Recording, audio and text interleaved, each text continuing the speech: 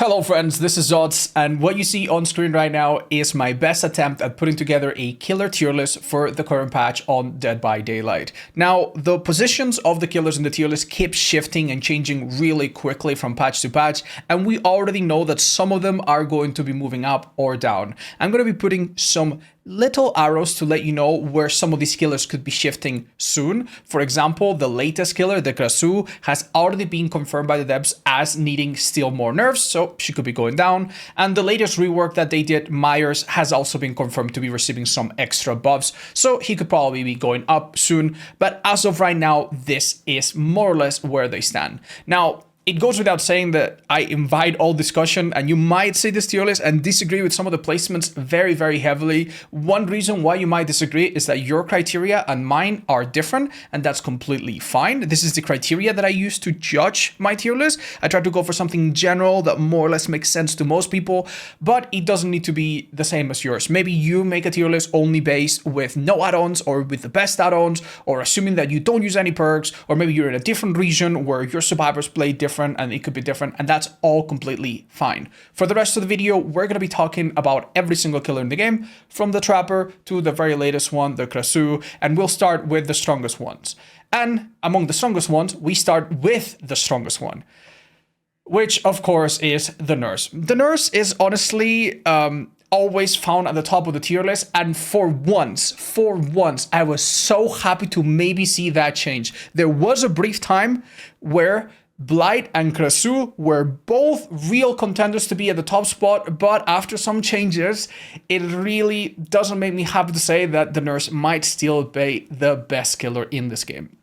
Everybody understands what makes her powerful. She is the slowest killer in the game by far, relies on her power to move around and chase survivors, but her power is literally the best power in the game. It completely ignores obstacles, pallets, windows, and conventional safety points. And if you play her perfectly, which is not easy, but if you play her perfectly, you basically are unstoppable. Now, that being said, even though she is relatively difficult for a beginner to immediately grasp, you really only need a basic amount of experience on Nurse to really make her really oppressive and powerful. The reason why I think she stays in number one is because compared to Blight and compared to other killers that come close, she's possibly the easiest one to master. You could get a new player that is relatively unskilled with the general killer population, the general killer gameplay. Just teach them Nurse for a few hours and they would be so strong. But let's also talk about why she might not be number one. There are arguments to be made why the Blight, for example, could overtake her, and they make quite a lot of sense. Sometimes I doubt myself, and I think these two right now are closer than ever before. For example, at the moment, exhaustion perks from survivors are feeling really strong and are fairly popular, things like Vigil and Sprint Burst, and this killer, compared to some of the other ones that we'll talk about, has the worst sustained mobility out of any character in the S and maybe even A, top of A+ tier. So she is a little bit slow, and she does have a hard time catching up to survivors that just hold forward in large maps.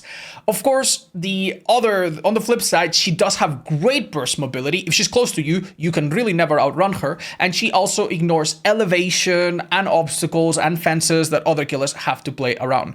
If we think about the latest update that has changed the appearance and the gameplay of maps, the palette density upgrade, I also think it doesn't really hurt her at all compared to other killers. There being more pallets on a map doesn't really change the gameplay for her very much at all. And when you consider that maps on average are getting smaller, that is a really good thing for Nurse. And I think that it will be the trend going forward. We've had a map such as Disturbed Ward, which was a very large map, now become smaller.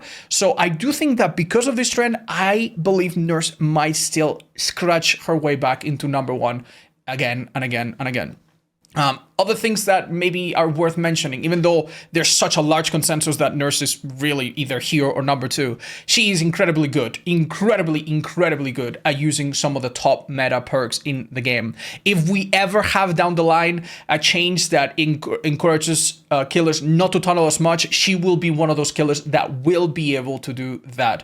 But as of right now, the meta for killer is to run very heavy slowdown perks that block and stall generators, and she's amazing at using eruption, she's amazing at using pop, she's great at using ruin with other hexes.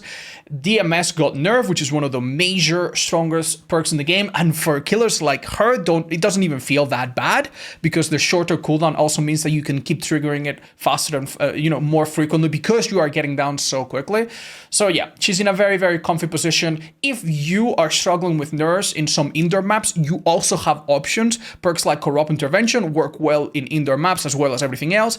Perks like Nowhere to Hide work well in indoor maps as well as everywhere else. And even perks that give her, or add-ons that give her a little bit of occasional stealth, can be pretty strong on her as well. So yeah, without much further ado, let's move on. Now, Blight, on the other hand, is a much more interesting character. Here we have a killer that actually has received some significant nerfs. Some time ago, Blight was number 2 or number 1, depending on who you ask, by such a strong margin, and it mostly came down to having insanely powerful add-ons and an incredibly powerful base kit ability. This killer, on top of being a normal killer with no immediate downside or drawbacks, has an incredible mobility, arguably the best in the game, that doubles as a chasing tool, and that can also result in pallet removal, which is really, really, really, really powerful. Maybe slightly less so now that you do have more pallets on the map and that there are less dead zones than before. Dead zone is a space of the map where there's no pallets or no safety. That was honestly one of the best things for Blight. He would catch you in this dead zone so quickly, right? He definitely is a little bit better than Nurse at catching up to survivors that are just running into an open field. And now you're going to have less of them. So that is a slight downside of Blight now compared to the previous patch. And this power hasn't really been nerfed. The base kit of this power is still really, really powerful and still really, really good. And even though it's a little bit more complicated than Nurse to master, you don't need to be an insane Blight to honestly outperform most of the killers by a mile. Now, one thing worth mentioning compared to some older tier lists, if you've watched those, is that the add-ons on Blight received a big nerf. He used to have add-ons that were insanely oppressive. They gave him a ridiculous amount of speed, they gave him a ridiculous amount of auto reveal, and a ridiculous amount of slowdown on survivors, and then even faster pallet break and insta-down at some point. Most of these add-ons were gutted, and you would think that that would bring this killer back to a more reasonable state. But the thing is, the new add-ons are still really, really, really good, especially a couple of them. And his base kit power is so powerful anyway that this nerf honestly feels like nothing. So I do think that Blight will be here for a very, very, very long time. The next killer, however, is a new contender. We're talking about the Krasue. This is the latest killer to be introduced to Dead by Daylight, and super long story short summary, in the PTB she wasn't all that hot. Some people saw some S tier potential, and I admire them for that, but when I played her on the PTB, she definitely felt a little bit clumsy. She got stuck with awkward collision, she had some issues, and the PTB itself was incredibly anti-killer because of the anti-tunnel changes that were being tested, right? So she didn't feel all that insane on the PTB, but when she came to live and she actually released, this was certainly an S tier killer contender. Probably would have been up in the S tier along with Blight and Nurse, possibly between them, possibly ahead of them both. There is an argument to be made that this was the strongest killer in the game for a little while. And the reason why is very, very simple. This killer requires you to play her in a certain way. A beginner could struggle with her if he doesn't understand this, but once you understand the basic flow of this killer, she really is unstoppable. You start in human form, you have a spit attack. Funnily enough, this spit attack is probably the one thing that could give her a really good and high skill ceiling, right? Because you can spit from afar, you can make it bounce off walls, so you could try to get like creative shots like Unknown or Huntress do, but in the end, you really don't ever have to do this, and you didn't have to do this when she was released. All you need to do is just get close to a survivor, spit on them directly, or if they're next to something, hit that something, and the spit itself has a built-in auto-aim, which makes it even simpler. So once you spit on a survivor and you infect them, they are now susceptible to being damaged by your head form. When you switch to head form, you have the best third-person mode in the entire game, better than Chucky's, better than Dracula's, because on top of being third-person, and a really good one as that, you have great mobility that you can use in bursts, and a great dash attack that is really, really, really forgiving. On top of this, Headform could vault pallets really quickly and vault windows as well, which meant that if a survivor dropped a really strong pallet, you could just vault it and pretty much get a hit immediately. This meant that your chases with this killer were so unbelievably short. The only thing survivors could reasonably do was to have someone not infected come on body block, which would be a minor delay and a minor hindrance, but not that big of a deal, or find some place that has two really strong pallets or a strong pallet and a strong window, such as Shack, and that could force you to maybe break it for a bit. But even then, this killer was ridiculous. The worst of it all is that when you got off the hook, you could be infected still. The infection did not reset on the hook, so she was really, really good at tunneling, and she could also have an incredibly impactful start of the game with add-ons. This killer still has some insane add-ons that make all survivors start out infected. And yeah, she was very, very, very oppressive. However, why is she not among the S tiers anymore? She received 2 sets of nerfs and a third one is coming, but we don't know what it looks like yet. The first set of nerfs made her more punished by getting stunned and also reduced the speed at which she vaulted windows by a bit and pallets by a significant amount, and also reduced her collision ignoring when she hits in third person. All of this didn't really do a whole lot. This first nerf really didn't kill her or anything. She was still possibly S tier. You could argue that maybe she dropped 1 spot, but she was still probably S tier material. The second nerf, however, was a little bit more significant. The biggest thing that happened in the second nerf was basically the removal of infection staying between hooks. Right now, you need to transform into a human, hit 1 survivor with your spit, then switch to head, you down them really quickly, you put them on the hook, and when they came off the hook, you could still go for them. But not anymore. Now, that person that comes off the hook immediately has their infection removed. Very much like, for example, Singularity has the slipstream removed when you hook, right? And this means that you cannot tunnel as easily, and you have to switch back and forth between human form and head form more frequently, which means you are leaving more mushrooms on the ground for survivors to pick up, and survivors don't need to use mushrooms as often. And some of the add-ons that were really good now are a little bit less good because of all of this back and forth, right? They also have further nerfed, I believe, the speed at which you transition. So now there are generally a lot of situations where the head form doesn't get downs everywhere. Before, you would get downs everywhere, no matter how many pallets were still up, which is something that very few killers could say. I do expect this killer to go down again in the future because, as we mentioned, this killer still has a nerf that has been confirmed by the devs pending, and that could be in a few weeks or a few months. But as of right now, she's still very powerful. Everything I explained earlier is still more or less true. You cannot tunnel quite as much as you could before, and body blocks are still effective against her. And some areas, good survivors will make you work hard for, but you still have the amazing third person, the incredibly forgiving mobility from head form, and a really easy time infecting survivors. You can still use some really obnoxious add-ons to make everyone start out infected and so on. So we still have a really strong killer as of right now. Moving on, we arrive at the twins, who, for a brief period, could have been generally considered the best killer in the game.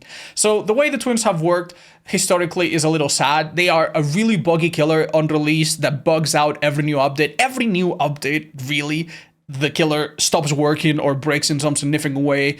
It's not been a pretty killer that has ever been really popular, but despite these issues and inconsistencies, they've always been a little bit strong. At one point, the developers eventually decided to rework them, and the rework was a disaster. They became, for a brief period of time in the PTB, possibly the strongest killer in the entire game. They could down a survivor in just seconds. Victor would hit you and then not actually get stuck, and he would just hit you again, and it was ridiculous.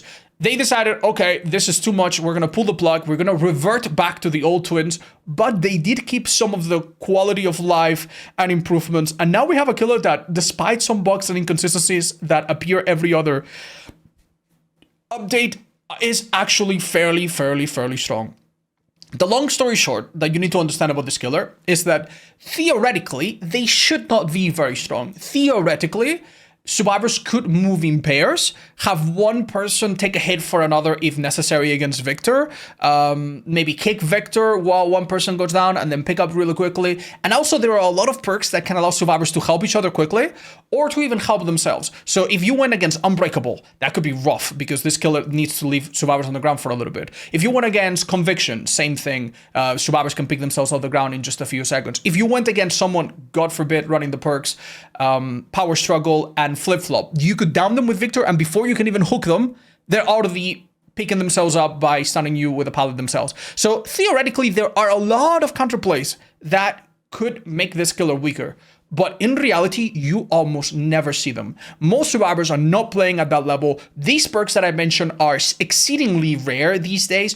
You're going to see that the average build that you go against does nothing to protect you against the slug-in and the situations that the twins put you in. And this is great for you. You have a power that lets you send out Victor, who is basically an insane chase tool that gets hit anywhere. You drop a pallet, he hits you over it. You vault a window, he hits you over it. You're behind a small obstacle, he hits you over it. You try to run away with your exhaustion perk, he is faster than you, especially with double movement speed add-ons. He will never shake you off. Now, the thing is, most survivors will try to hold Victor hostage. If they have Victor on them and they were healthy, now instead of going down, they hold Victor for about 30 seconds, right? To try to give a bit of breathing room to their team. So basically we have a killer that every 30 seconds is going to almost immediately get a health state. And it's what you do in these 30 seconds that matters. If in these 30 seconds you get a pallet out of the way, maybe kick a gen and apply Eruption, which will hit it later. Go and disrupt two other survivors, and now the Jenny's regression would say Ruin or something. If in between these 30 seconds, you manage to keep the team busy and maybe even get another injury here and there, and then people start getting injured, then they reach a point of almost no return. They might need to use their medkits. Maybe they have a person or two with healing perks to get back to full health. But if they fail to do this, or if they run out of medkits, or the person with the healing perks maybe goes down, things start going down really, really quickly. It's really difficult to recover against a killer that can get downs so quickly and that is so good at slugging and leaving multiple survivors on the ground. If you play this killer strategically, she almost has no bad maps. And as I said, the strategies that survivors would need to use against you are rare and rarely seen. For that reason, and due to the consistency of how strong Victor is and how easy he is to play as well, he doesn't really need any mind games or any crazy guesses. He just gets injuries really, really consistency. I think that keeps Victor and Charlotte as one of the top tier killers in the game. The only thing holding them back, other than the perks that I mentioned, are the bugs that inevitably come in every single patch. Let's talk about the next one. Now we talk about the Hillbilly, who has had a really interesting, I guess, route and history in Tierlist. He used to be considered #2 best killer by most people in the community for a long time. Then he got a rework that punished him for using his chainsaw and made it overheat. And then he dropped down very, very, very far down. And now he's bounced back after another rework that made his chainsaw the opposite. The more you use it, the better it gets. He did get some adjustments, but ultimately I think he has fallen a tiny little bit from the 3rd spot, which is what a lot of people consider him to be a few months ago. Nothing really wrong with Billy. He is a strong killer. Compared to some of the other characters that we've seen so far, he does have a bit less flexibility in his build. He has great mobility, pallet removal similar to Blight, and also an insta-down, which is an insane thing that makes him really unpredictable and capable of really ramping up the violence, right? But oftentimes, you will want to dedicate one perk to deal with windows. Many Billy players run the perk Bamboozle, for example. And then when you run Bamboozle, you could go to a map such as Gideon, where there are basically no windows, and now you wasted it. So his build is almost always going to have either a weakness or a perk that could be wasted, or that might not feel so good all the time to use. But still, he's still decently good at using other perks that are considered meta, other than insta-down, obviously, which he doesn't need, and that's good enough. Really, really, really great map ability. This cannot be overstated. The new pallet density update does hurt him, however. Even weak pallets stop a chainsaw, and even a survivor playing a weak pallet very, very sloppily will delay what would have otherwise been an insta-down. Much like Blight, Billy was an incredibly good killer at punishing survivors that found themselves in dead zones. If a survivor didn't have anything around them, you would catch up to them quickly, then start revving your chainsaw right on their back, and they would go down, nothing they can do. Now, that should happen less frequently because of this update, so he does hurt a little bit. It also is a little sad that this killer has so little add-on variety. There are a couple add-ons worth considering, but after the changes and adjustments, you're going to see most people run either double turn rate, which helps to curve, and maybe the iridescent add-on, which a lot of people feel is mandatory to really make him shine. Either way, not a lot of add-on variety there, so that is a little bit disappointing. One thing worth noting, though, is that for the Hillbilly to really stay in the A+ tier, you cannot make any mistakes. You really cannot. Nurse can make some mistakes and get away with it. Blight mistakes are really not that punishing. With Victor, if you misplay, I guess you could have a survivor kick you. But with this killer, the difference between playing well and playing alright is night and day. You need to be on top of your game. You need to be extremely good at curbing. You need to be really good at predicting where survivors are gonna flake towards and taking that into account. This is the first killer out of the 5 that we've discussed so far that I don't think is anywhere near this strong if you're not playing him at the top of your game. The other one so far could have been really forgiving depending on what add-ons and builds you run. You could play them in a really sloppy way and still do really good. With Billy, I really don't think that's the case. But still, he has so much going on in his base kit, and some of his add-ons are so powerful still that I don't think he's going to move anywhere from the A+ tier for a little while. Moving on, we have the Ghoul, and this killer is just really annoying to talk about, and I'll explain why in a second. One of the things that I like to do for each killer is to talk about what makes them unique and what sets them apart from other characters, maybe the other characters around them or just the other characters in general. And the Ghoul definitely has one thing that is really unique in the entire killer cast. He has a ratio of effort to results that is completely off the charts. Just like I said earlier, Billy is a character that, yes, is very strong, but requires very precise gameplay, and you really need to be really good at him and understand every map and collisions and this and that. With Ghoul, it really is pretty much the opposite. You're gonna do well regardless of what you're doing with him. You could let your 9-year-old little brother play this killer for the first half of the match, and he would do pretty much just as well as you would. This killer has a lot going on for him, and much of it is extremely easy to use. His Kagune Leap basically is a set of tentacles that lets him propel himself around the map. This mobility is amazing, and it's one of the best in the game. It's up there with Blight and up there with Hillbilly, arguably better in some ways, because unlike Blight, for example, he does not have a really long cooldown. He can transition back from moving around the map to being right on top of a survivor and maybe get a basic attack. Unlike some of the killers, or most of the killers that we've discussed so far, he also has great synergy with basic attack perks. He can use Friends Till the End to insta down. He can use Surge to hit generators. Any of these perks work on him because most of the times he will be finishing you off with a basic attack. But the first damage that you'll receive from this killer is almost unavoidable, and it comes from his tentacles as well. This killer can basically injure you by just seeing you. I thought Victor was an easy, unavoidable damage, but this killer takes that to the next level. It is so forgiving, it is so simple that basically if he uses his power and you're anywhere near, you're gonna take damage no matter what. Not only do you take damage, you also become deep wounded, which is significant for a number of reasons. If you were partially healed, you lose that, and now you have to mend first. If you had a medkit with a styptic, or if you had a medkit with a syringe, or if you had some kind of perk that could allow you to heal passively, such as, for example, reactive healing from Ada, or second wind from Steve, anything like that, anything that could give you a second chance in chase to heal is now completely good. You have adrenaline, congrats, you're not going to heal from that. So basically, this killer, despite being really strong, gets a weird, unique advantage that most other killers at this level do not have, and that you only really find in other killers such as maybe Legion or Deathslinger, which are nowhere near this level of strength. So that is horrible. We have a killer with great mobility, the ability to sometimes evolve pallets or windows relatively fast, and all of these innate advantages. Now, one thing worth mentioning, this killer was a little bit stronger some updates ago. He did receive a few small nerfs after after being released, and he's supposedly going to get another nerf, but we don't know when that is going to be.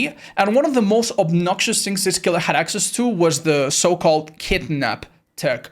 When he is enraged, which happens very frequently throughout the whole match, he was able to kidnap survivors. If you were a survivor and you drop a pallet, he could use his tentacles to hook onto you and vault the pallet quickly.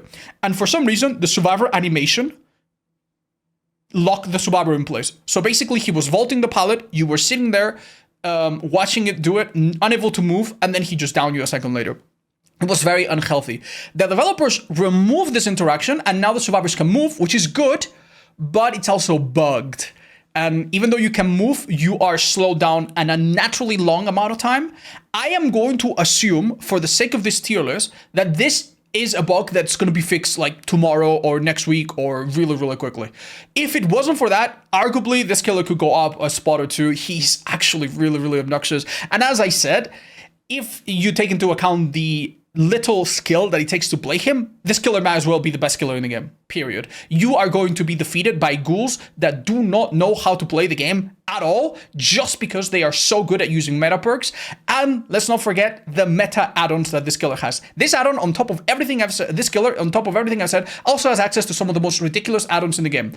Add-ons that reveal survivors from afar after a hook, which is pretty much like a perk, but just for one add-on slot, add-ons that block windows, add-ons that break pallets. He really has it all.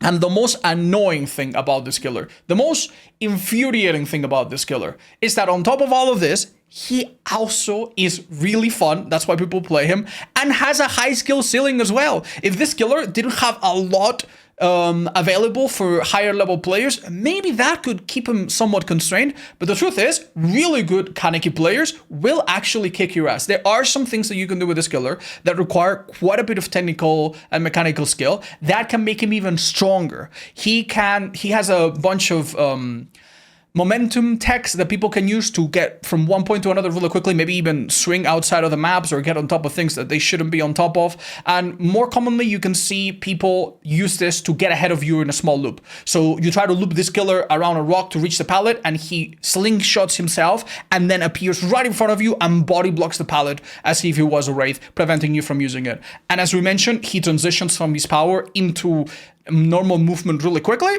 so he can then immediately down you afterwards. Very little you can do. So yeah, as it is right now, very, very powerful killer, obnoxious in a variety of ways, but more likely than not going to be nerfed in the maybe medium term. We don't know if it's going to be very soon or in a while, but yeah, keep that in mind when you play against him or when you play as him.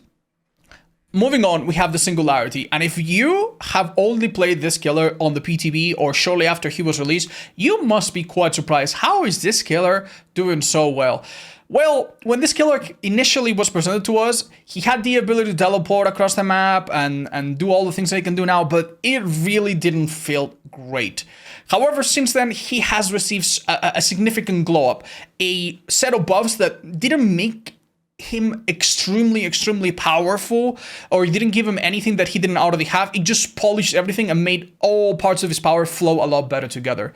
Number one thing that happened is that instead of depending on one purple add-on, which was his go-to add-on, now that add-on is mostly base kit, and he works really well without add-ons, even though he has a variety of really mean ones that allow him to play in different ways. And this has resulted in a killer that can generally be played in a bunch of different playstyles, all of which are really scary. He is really good at slugging people and leaving them on the ground, because when you're on the ground, you don't lose your infection, your slipstream. He is also one of the only killers in the entire game that can generally put out incredible pressure in the endgame. With a perk like Terminus, every survivor in the match is going to find themselves basically broken and unable to heal until they open an exit gate, and the exit gates will take 45 seconds to open, and he's going to be teleporting between them constantly with very little for you to do. This is actually a legitimately really strong strategy that almost no other killer can do. And in just your regular gameplay, he's also really powerful. He sets cameras around the map, allowing him to sometimes catch you off guard. He has a new ability to lock onto a camera and immediately auto him to the nearest survivors, which is a godsend. He also, compared to release, has a few quality of life changes, such as, for example, getting a killer instinct whenever someone becomes infected, right? And as I said, a bunch of add-ons to make all of this a bit smoother or stronger in one or you know, or several different directions. Then on top of that, because he downs with a basic attack, he's great at using insta-down perks and most basic attack perks, which is awesome. Yeah, he is just really, really good. Even though he does not dash around the map like some of the other killers that we've seen so far, he teleports, and holding forward against him doesn't feel so good. Even big maps can sometimes not feel that big against him. Really, really strong killer. However, he does need to be played at a fairly competent level. This is a killer that survivors can use their knowledge to exploit in a variety of ways. When they move around, the killer that teleports to them will teleport in a specific spot, and they can try to manipulate that. There is some counterplay, and they do have an item that they can use to remove the quote-unquote infection from themselves and from teammates and from the environment. So if you are having a rough match, this killer sometimes feels like a little bit of a struggle. It also goes without saying that some maps are very hostile for him. I think the major reason why he's not even higher is because some maps like Hawkins and other indoor maps are rough. You don't, simply put, you don't have enough cameras to cover every single hallway. And if you put a camera in a hallway and a survivor runs past and you switch to it, they immediately take another door and now they're in a different room. And yeah, the maps that are not so open are a little bit harder for him to play. Luckily, you can always have a build that is kind of flexible and works everywhere. So far, however, really, really, really strong killer. Moving on, we have Dracula, who I think at his best was really close to top 5, top 6 best killer in the game. He has received a few adjustments. Most recently, a few add-ons got nerfed overall. They do this thing where they buff some add-ons that are kind of useless and the buff is meaningless, and they buff add-ons that were actually popular. And you would think that this might have made him drop a lot, but in reality, it doesn't really matter. He still plays very much the same, has pretty much the same strengths as before. He has 3 forms, and all of them help you do something different. With Bat Form, you can traverse distances really quickly and catch up the survivors in a pinch. With Dog Form, you can play with third person, which is good in some places, and get hits in long wall tiles and structures such as Shack in a similar way as Wesker or Demo or any other killer that does like a straight dash.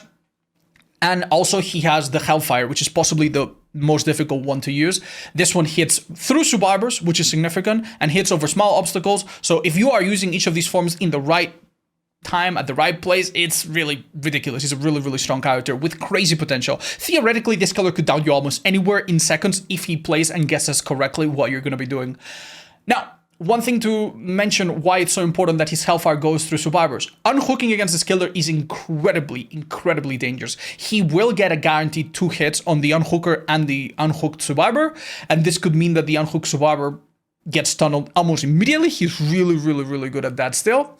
And the pallet density upgrade is not amazing for him, but he also probably doesn't suffer from it as much because many of these new fillers, maybe he can play with a third person, right? So not super, super bad. Again, you have another killer that compared to the ones we talked about previously needs to be played at a very, very, very high level and a very high level of precision if you want to succeed with him. His add-ons right now, by the way, are, I would say, overall pretty weak and a shadow of their former selves. We used to have add-ons that allow him to slow down survivors massively in Bad Form, to block windows for a long time. That one still exists, but not as strong.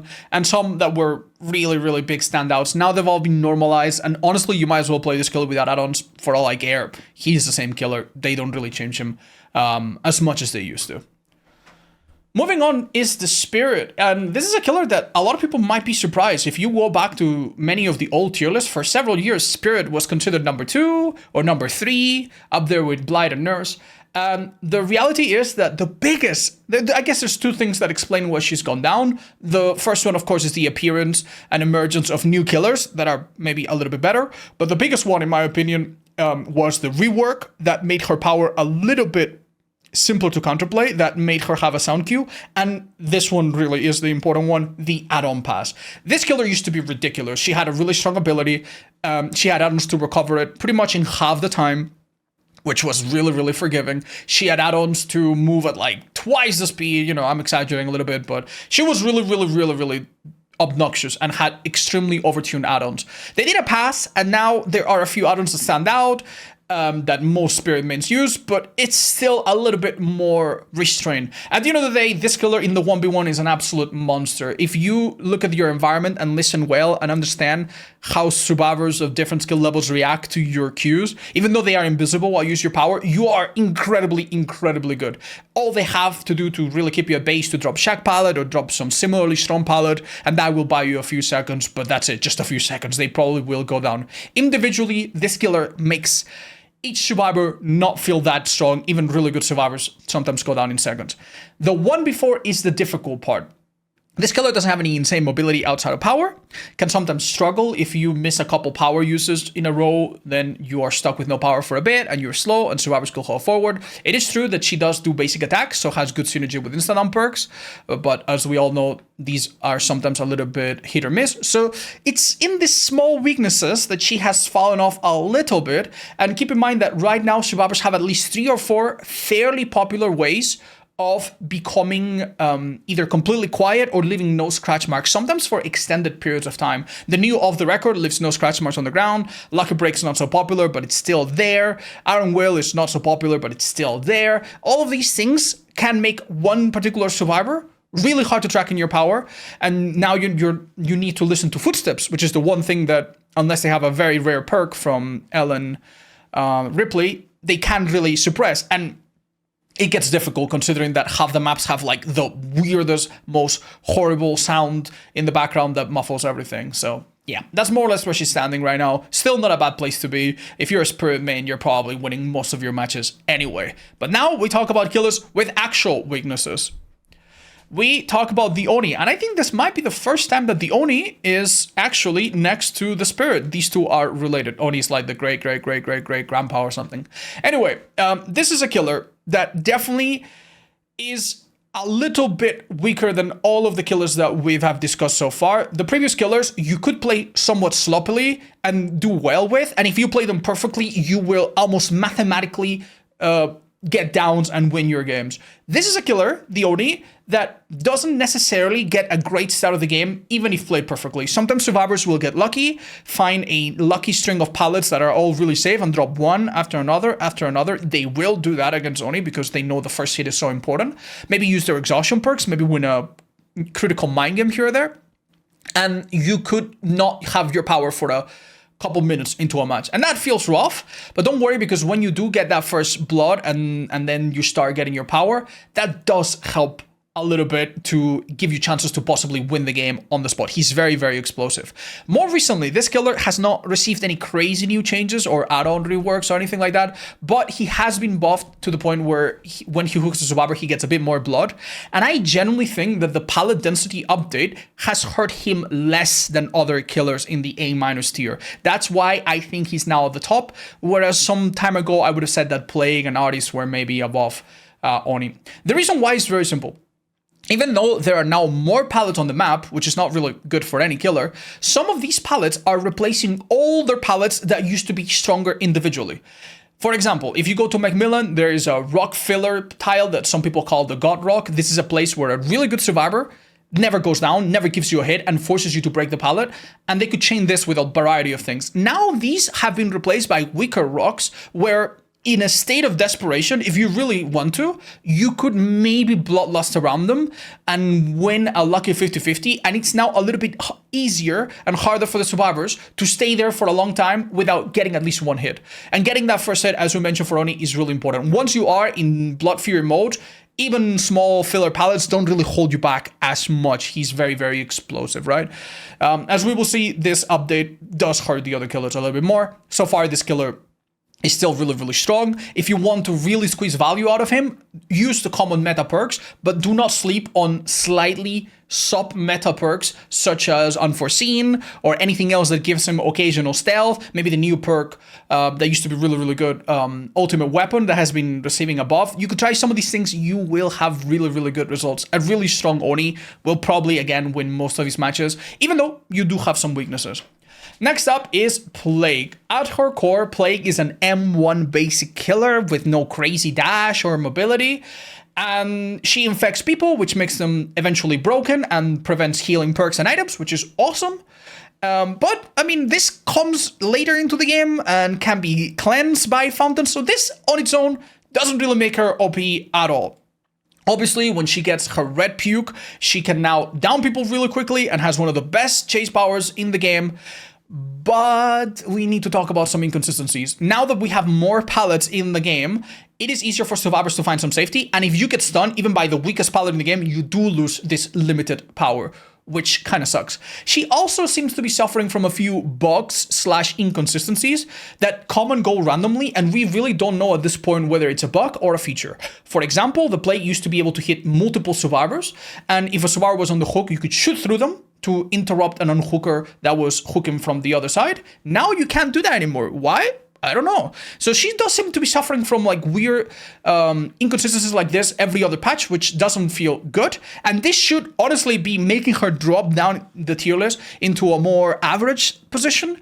But there's just one thing about this killer that has been true for a long time, ever since she got some buffs, that keeps her here and carries her so hard, and it is her add-ons. The Blight has a catalog of really decent add-ons across the board, and then she doesn't just have one, but maybe 2 or 3 really busted add-ons, really unforgiving add-ons. The best one probably being the Iridescent Seal, which gives her 5 free uses of her power with a smaller duration, which is insane. If you build around this and you have perks to let you know when a gen's gonna pop, block gens from popping simultaneously with, you know, no holds bar or deadlock, yeah, this is just like, if you were a mean Plague player, you could play her with these add-ons with really nasty perks, and you probably would never, ever lose a game. Normally, if a killer has one strong add-on, I take it into account, and I assume that it will be run, but when you have 2 or 3 really busted ones that that punish survivors so horribly and don't really have any immediate warning or easy counterplay,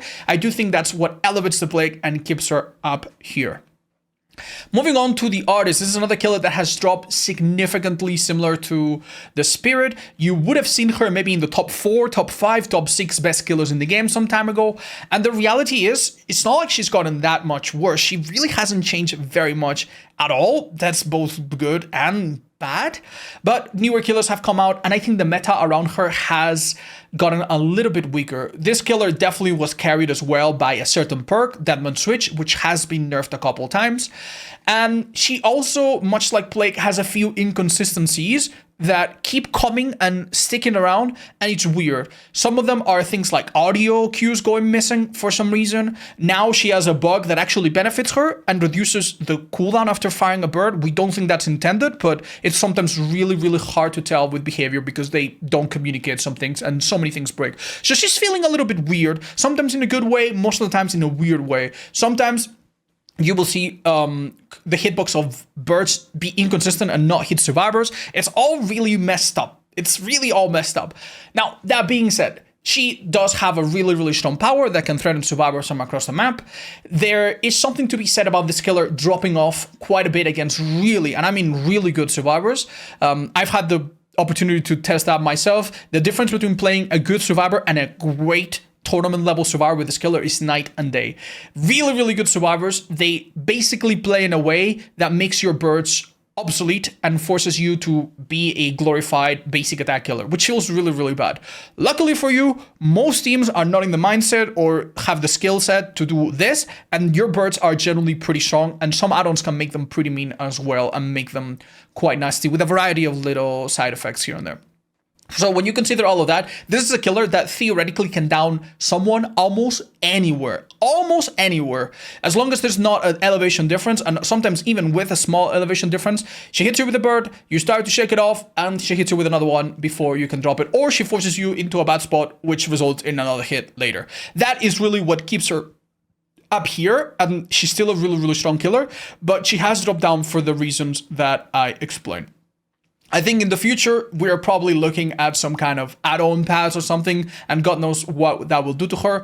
Right now, if you're playing Artist, you're probably pissed because it doesn't feel good to play a killer that feels different update to update, and that really hasn't gotten much love or attention from the devs for a long time. But still, hey, she's pretty strong. Just keep in mind, much like some of the other killers that we mentioned earlier, this is an unforgiving killer. Really difficult to get into for a beginner because her power is quite unintuitive, and really unforgiving at higher levels. If you shoot a bird and then they shrug it off or have someone come in and disrupt your birds. This is a killer that can do a lot and get very little in return if you're being unlucky or unfortunate, so do keep that in mind.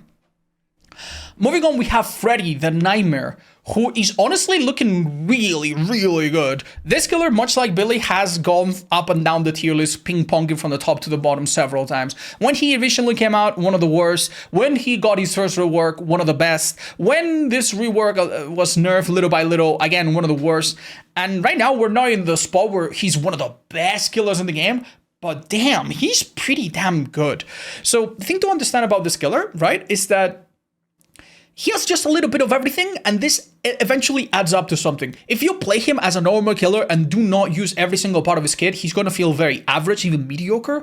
But let's start with some of the most obvious things he's got going for him. First of all, his teleport is insane now. He can teleport to gens, which is already an amazing feature, on a relatively short cooldown, but he can also teleport to completed gens and even to exit gates and other things like healing survivors, which is insane. It's crazy good. It actually turns some maps that are really big into a liability for survivors. You down a survivor in a corner of the map, which for most other low tier or average killers is like, oh damn, I'm so far from the gens. And now you teleport, and it's the survivors that have to go across the entire map and waste time to get their teammate. So the teleport is incredibly good. The fact that you get information on where survivors are healing if they don't wake up forces them to constantly be waking up with clogs and this and that. And against beginners, this killer is an absolute noob stomper, because they have a hard time managing all of this, right?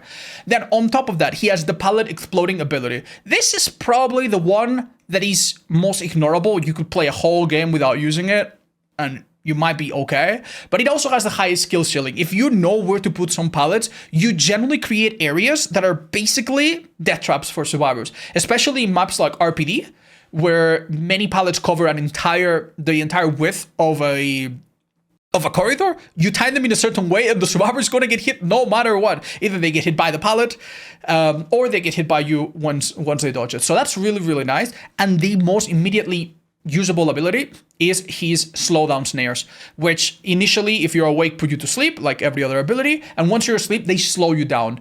One thing needs to be said though, right now the perk Visual is really popular, and Visual makes all time effects, like for example exhaustion, definitely a lot weaker, so that could hurt him a little bit. But if you don't mind that, keep in mind a survivor that has Vision and Sprint Burst, maybe he's missing other key perks, right? If you can work through that, and we don't consider that part of every match, the slowdown ability on this killer is gross. It's super simple to use, super powerful, gets you hits almost everywhere. Unlike many of the other killers that we've discussed, he has to destroy some pallets. He's not a killer that can just like hit you over the pallet or hold the pallet in place or destroy the pallet or vault over it. He has to break some pallets, so that's why he's not among the very best, but he is a strong killer regardless. One thing that's worth talking about this killer is that he has an incredible good time synergizing with some of the best perks in the game and even making some of the mediocre perks really decent. Anything with instant down works great on him because you're never going to be too far, and he always hits you with basic attacks pretty much. And anything that has to do with generators is easy for him to apply because he will never be very unable to reach a generator. If his cooldown is off, he will teleport to it. So things like Pop, things like Eruption, Dragon's Grip, whole list of kicking gen perks is obviously really good for him. This is definitely a killer that, much like Singularity, needs to be played with your brain fully active. You cannot really play him in autopilot mode. You have to be paying a lot of attention to what you're doing and micromanaging a lot of things. And if you do all of that successfully, I do think that warrants a solid place in the A- tier, which is where I'm going to put him. Let's move on to another recent killer. So the Houndmaster. This was a killer that on release was quite on the weak side, then got one buff that made the dog unbelievably strong in chase, and then this got corrected and put the dog into a more acceptable state. She's a strong killer, but the main theme that she's had since release up until very recently is that she was very buggy. The dog is supposed to follow you everywhere and do what you're supposed to tell it, but it is inconsistent and buggy. Sometimes it will disappear, sometimes you try to send it to a generator and it doesn't snap onto it, and it does do a lot of weird things that make her not feel as tight and as reliable powerful as some of the killers that are above her. That being said, in the latest update, they did seemingly fix the main bug that affected her, which was the dog not appearing at your side sometimes and just not being as reliable. So that leaves her in a fairly decent state. This is a killer that has a few strong mean add-ons. Because she holds survivors in place and then gets close and attacks them with a basic attack, she actually has some crazy good synergies with instant on perks such as Starstruck. Even play with your food, which she can use in a very unique way. She can do a lot of weird things, and the truth is, even though she's very, very unpopular and you're likely to never see one in hours and hours of playing Survivor, she is actually really, really strong. She's actually fairly powerful. A well-placed dog can catch survivors in a variety of loops, in a variety of ways, and be really, really punishing. Her cooldown for missing and for misplaying and when the dog misbehaves is a little bit unforgiving, but when everything's going well, when you send the dog and he comes back immediately, it's really, really quick. You can get downs very, very, very fast. So that's amazing. Now, there are some things that the average survivor doesn't know about, but that smart survivors do. For example, if a survivor is on a pallet and you hold up the command to send the dog immediately, the survivor actually does not want to drop the pallet. The survivor, if they know what they're doing, will wait until you cancel the command or until they can stun you if you walk into the pallet. And that actually is a legitimate counterplay. If you send the dog, then they will just drop it and stun it from your side. Even then, stunning the dog and breaking free of the dog does incur some penalty here and there. So there are some things that you can do as a survivor, but generally speaking, this is a killer that, if played correctly, should get downs fairly quickly. And that's great. The dog also has a bit of other utility here and there. He can give you a bit of a speed boost to reach a faraway part of the map, which you can use in chase somewhat. It's a bit difficult. And also can give you undetectable and a bunch of other status effects with add-ons. So you have a killer that's actually fairly strong, but because of the bugginess and because of that stigma that a lot of people were initially put off by, you're not going to see this killer very much, which is a bit of a shame. I do hope that she gets more skins, she gets a bit more love, and a more polished version with even less bugs in the future. She'll be honestly quite fun. She's actually one of my favorite killers to play, but yeah, the bugs really put me off. Wesker, the Mastermind, is a killer that has dropped down a lot. At one point, he could have maybe been in the top 5, top 6, top 7 best killers in the game very comfortably, right? And it comes down to two things. The simpler one is that his gimmick is now better understood by survivors. He's one of these killers that has been so popular since release that the counterplay is largely understood, and most strong survivor perks work well against him. His big terror radius enables hyper-focus stakeout strategy. Deadhard is really easy to hit against him. Making distance against him is good. His power has very predictable timings and very forgiving cooldown. So he's not a killer like Blight that immediately breaks pallets, immediately gets his power back. He is a very well-designed killer. The few things that he had that made him strong back when he was released or shortly after were mostly related to the infection. The infection climbed up faster and did not really fully reset when on the hook. When you were on the hook, if I remember correctly, your infection was sitting at 50%. So when you were off the hook, he could chase you for a bit, and then you were fully infected just seconds afterwards, which made some of his best add-ons really, really oppressive. When you are fully infected, you used to move at 8% movement speed reduction hinder, which is insane. Minus 8% basically means that unless you drop a shack pallet, you are just gonna go down anywhere. Minus 8% was unbelievably crippling for survivors. And on top of that, if you're healthy, you can also be insta-down if he slams you against the wall. This has been nerfed in two ways. The infection now is slower. When you come off the hook, you have it at like 1%. And his best add-on to make it faster, I believe, has been nerfed. And on top of that, if you are fully infected, even though you're still insta-downable, you only have a 4% movement speed reduction. Which, 4% hinder is a lot nicer. You can actually play around some places with 4% hinder. So it's not such a immediate, you're going to get hit in chase as it was before, right? So yeah, that I think has made him drop a little bit. Now on Wesker's side, despite having relatively mild add-ons, relatively mild cooldowns, relatively mild mobility, he does have really good burst mobility to quickly catch up to survivors. A lot of tiles are very playable for him. If you flick around some things, some are really, really difficult for survivors to outplay. And the elephant in the room with this killer, right? I think it's maybe before that, maybe it's worth mentioning the fact that this killer also has quite a few small hidden bits of utility with his power.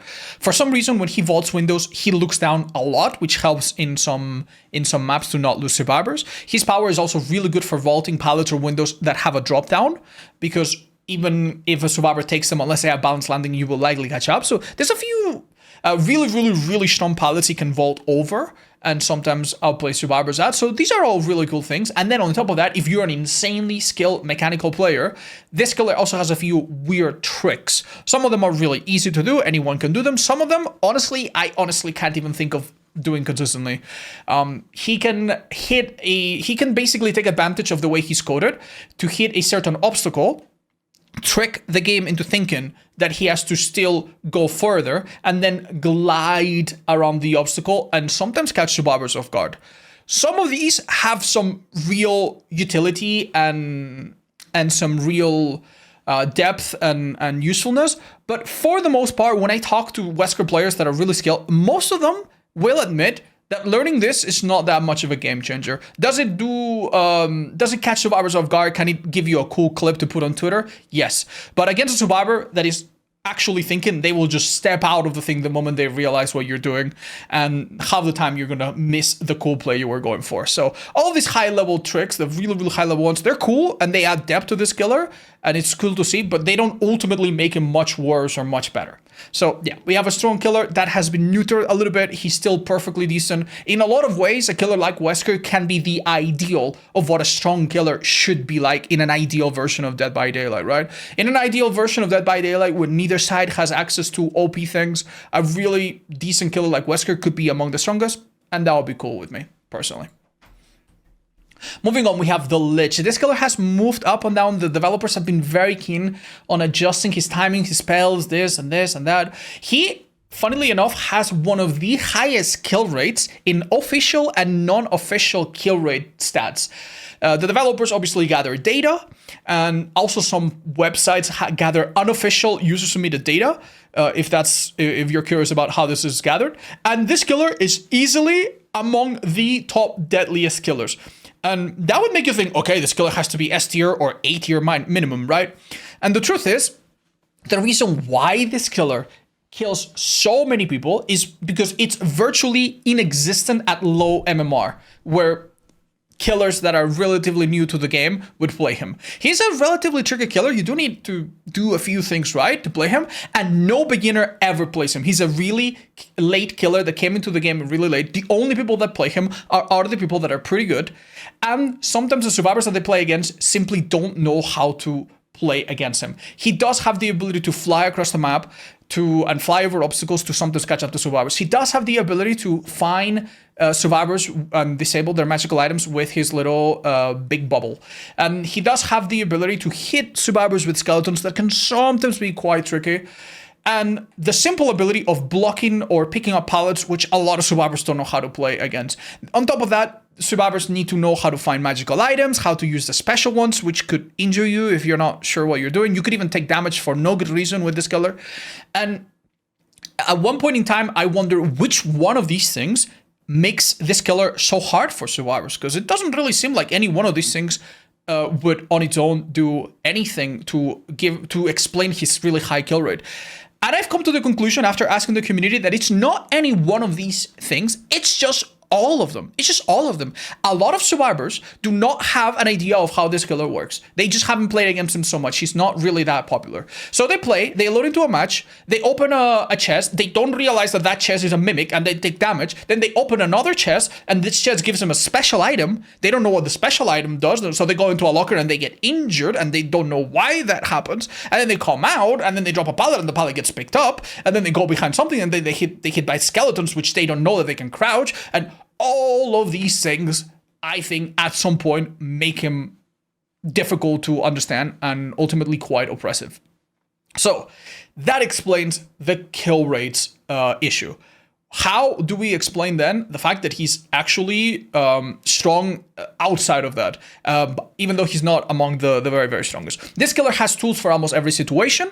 None of these tools are better than any other killers. He's not the best at any one thing. His mobility is worse than some of the A tier killers that we discussed. His attack power is a bit less consistent and requires a little bit of like luck slash catching survivors off guard, right? But all of them together are pretty strong. And recently he's been buffed to the point where he can use spells at the start of the game. He can use them with shorter cooldowns. Some of the add-ons are generally pretty damn strong. And I think there is a case to be made that with his Iridescent Book of Bile Darkness add-on, this killer could be elevated an entire tier up. If you specialize only in that add-on, you could be really good because it does make his skeletons hit at like ankle level and they cannot be crouched. Although it does have a downside and it needs to be played, you know, very differently, and it's just one add-on. But still, this killer has tons and tons of potential.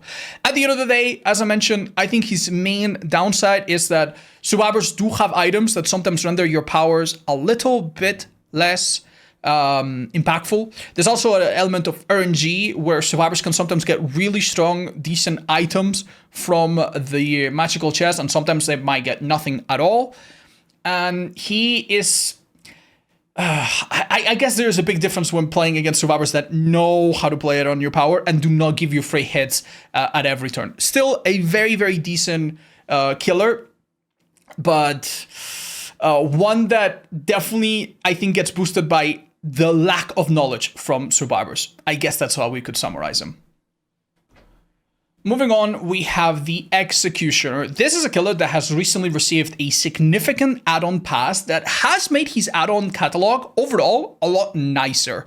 Some of the add-ons used to be basically useless. Some of them were good, and you would stack them together. He basically had like 3 add-ons that you would want to run, and that's it. And that was really sad. Now, on the other hand, very, very, very different landscape. You can use add-ons to go for a stealth playstyle, add-ons to go for range, add-ons to go for shorter range, but more deadly punishment from up close. This is a killer that right now is feeling a lot better. But has he gotten stronger as a result of this? Overall, I'd say no. He has gone down in the tier list compared to before, just because other killers climbing up and him more or less standing on the same ground. But overall, I think he's a little bit weaker or remains around the same power level as before. Because even though all of these wonderful add-ons are now part of his kit, he has lost something that he used to have that was really, really powerful. He used to send survivors to cages that were like a hook alternative, and cages did 2 things. They outplayed perks that have to do with hooks, borrow time, deliverance, off the record. All of these perks didn't work, and that was awesome. That was amazing.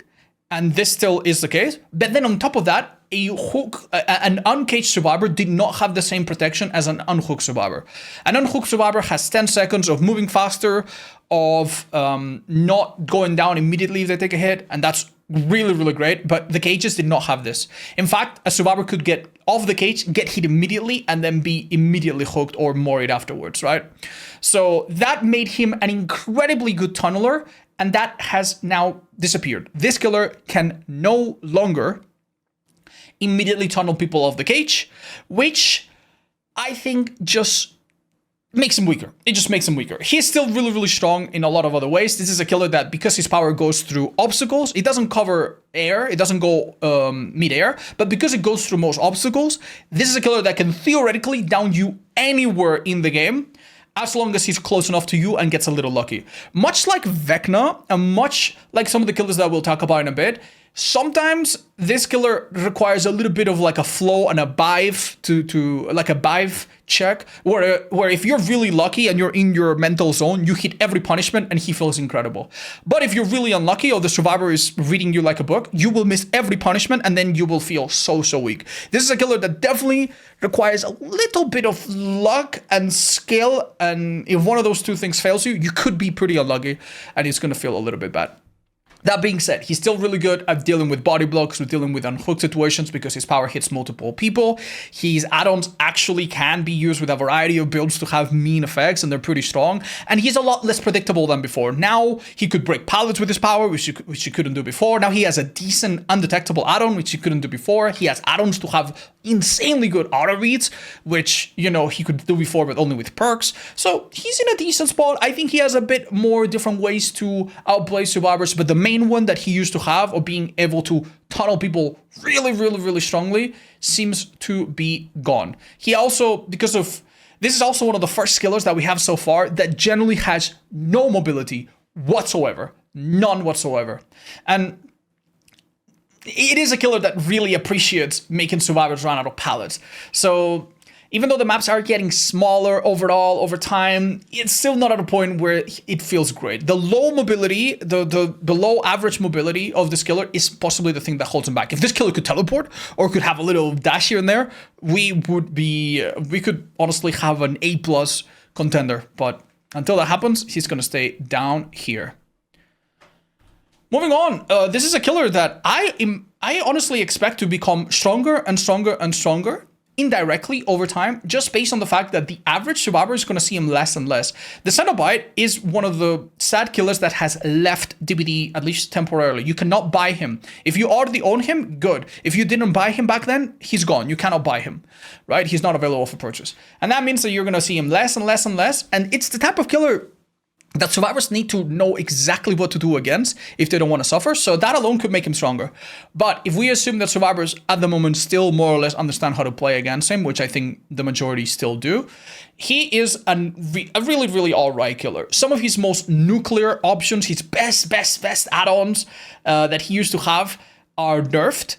And he also used to have a really nasty ability to bully new survivors. Like, if a survivor tried to solve the box, which is a secondary objective that you have to do against this killer, they would have chains assaulting them, and if they didn't understand the underlying logic of these chains, they would constantly get stuck and never do anything, and then eventually you would down them, or they would just grow tired, and it would really put them in a lose-lose situation. Nowadays, they've fixed that. Survivors that pick up a box can solve it, even if they have 20 chains harassing them. But yeah, the box still remains an important mechanic. The box, essentially, at worst, is a minor time waste for survivors, which is welcome. A lot of killers don't have any mechanic that makes survivors waste any time, so that's nice. And at worst, for survivors, is actually extremely oppressive. If you find the box and pick it from the ground, or steal it from a survivor that has it, it resets itself, and then immediately kicks into the chain hunt. The chain hunt also happens passively if they ignore the box for a while. And this harasses everyone with chains, makes healing impossible, makes doing gens really not possible for any long period of time. And it basically harasses the entire team into having to do the box, at which point you can maybe pick it up again, rinse and repeat. So this is a killer that if you control the flow of the box, gets wildly difficult. You can have some perks like Lethal Pursuer to figure out where survivors spawn and kind of reverse engineer where the box is. And a good pinhead can sometimes accurately guess where the box is going to be on the map throughout the game, which is insane. Some of his best add-ons allow him to send his chain further or delay the box time for a second or two, and that can keep you harassing them. Some of his other best add-ons improve the ability of his chain to be more helpful in chase, and this is where we enter our first major weakness. When you hit a survivor with your chain, there are two other chains that appear, and this can be a bit of RNG. You can do the exact same play on the exact same survivor in the exact same place twice in a row, and one time the chains are really useful and they hold him back, and the other time they don't. They just break quickly, or they accidentally spawn in a place that results in them breaking fast against the environment. So it's a killer that, even though it has a strong 1v4 and a relatively strong 1v1, and he's not too bothered by extra filler pallets because he plays around filler pallets fairly well, it is a killer that's largely inconsistent.